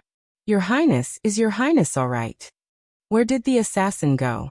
Catch the assassin! Catch the assassin!" A moment later, Zhao Yi dismissed the crowd and asked, "Is anyone injured?" One person immediately replied, "Your Highness, only a few guards were knocked unconscious. No one was injured." Zhao Yi nodded and looked at the dagger on the door. He walked over, grabbed the handle, and exerted a little force. The dagger did not move at all. Thinking of how the old man had cut the dagger like it was tofu, Zhao Yi asked, "Did anything happen at the relay station tonight?" Someone walked up and bowed, saying, "Your Highness, the first prince gathered everyone in the middle of the night. He seemed to be discussing something important." Zhao Yi nodded and pulled out the dagger with all his might. Then he walked into the house. "In the future, double the number of people in this area." Someone bowed. "As you command." At the same time, at the Feng Province relay station, a few people knelt down in the corridor, trembling with fear. Zhao Zheng pointed at them and said coldly, "It's useless. You don't even know that someone has barged in. I have raised a bunch of trash for nothing." It was another sunny day. Li got up and opened the door.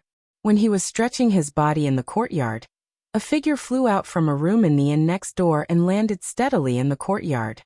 The unkempt old man looked at him and said, "The 2 items have been delivered." And Li looked at him and asked. The unkempt old man nodded and said, "I've made myself clear." As he said this, he could not help but take another look at Li Yi. To be able to praise one person to the heavens and belittle the same thing to the ground in front of another person were 2 extremes. Perhaps only a scholar could do such a thing. Li cupped his hands at him and said, "Su, thank you for your hard work." The unkempt old man shook his head and asked, "When are we going back?" "Soon. It'll only take a while." Li looked at him and asked, "Why? Is Su in a hurry to go back because of something important?" The unkempt old man touched his chest pocket. During the battle with the Taoist nun, a bottle of antidote had been accidentally destroyed. That was 2 months' worth of antidote. If he returned late, his limbs would be stiff and he would be bleeding from all 7 apertures. Calculating the days, the unkempt old man should still be able to make it. He shook his head and said, "What important matter could I have? No hurry, no hurry." That you're tuning in to the Echoes of the Heart YouTube channel. Don't forget to subscribe and join us on this journey to catch the most captivating stories.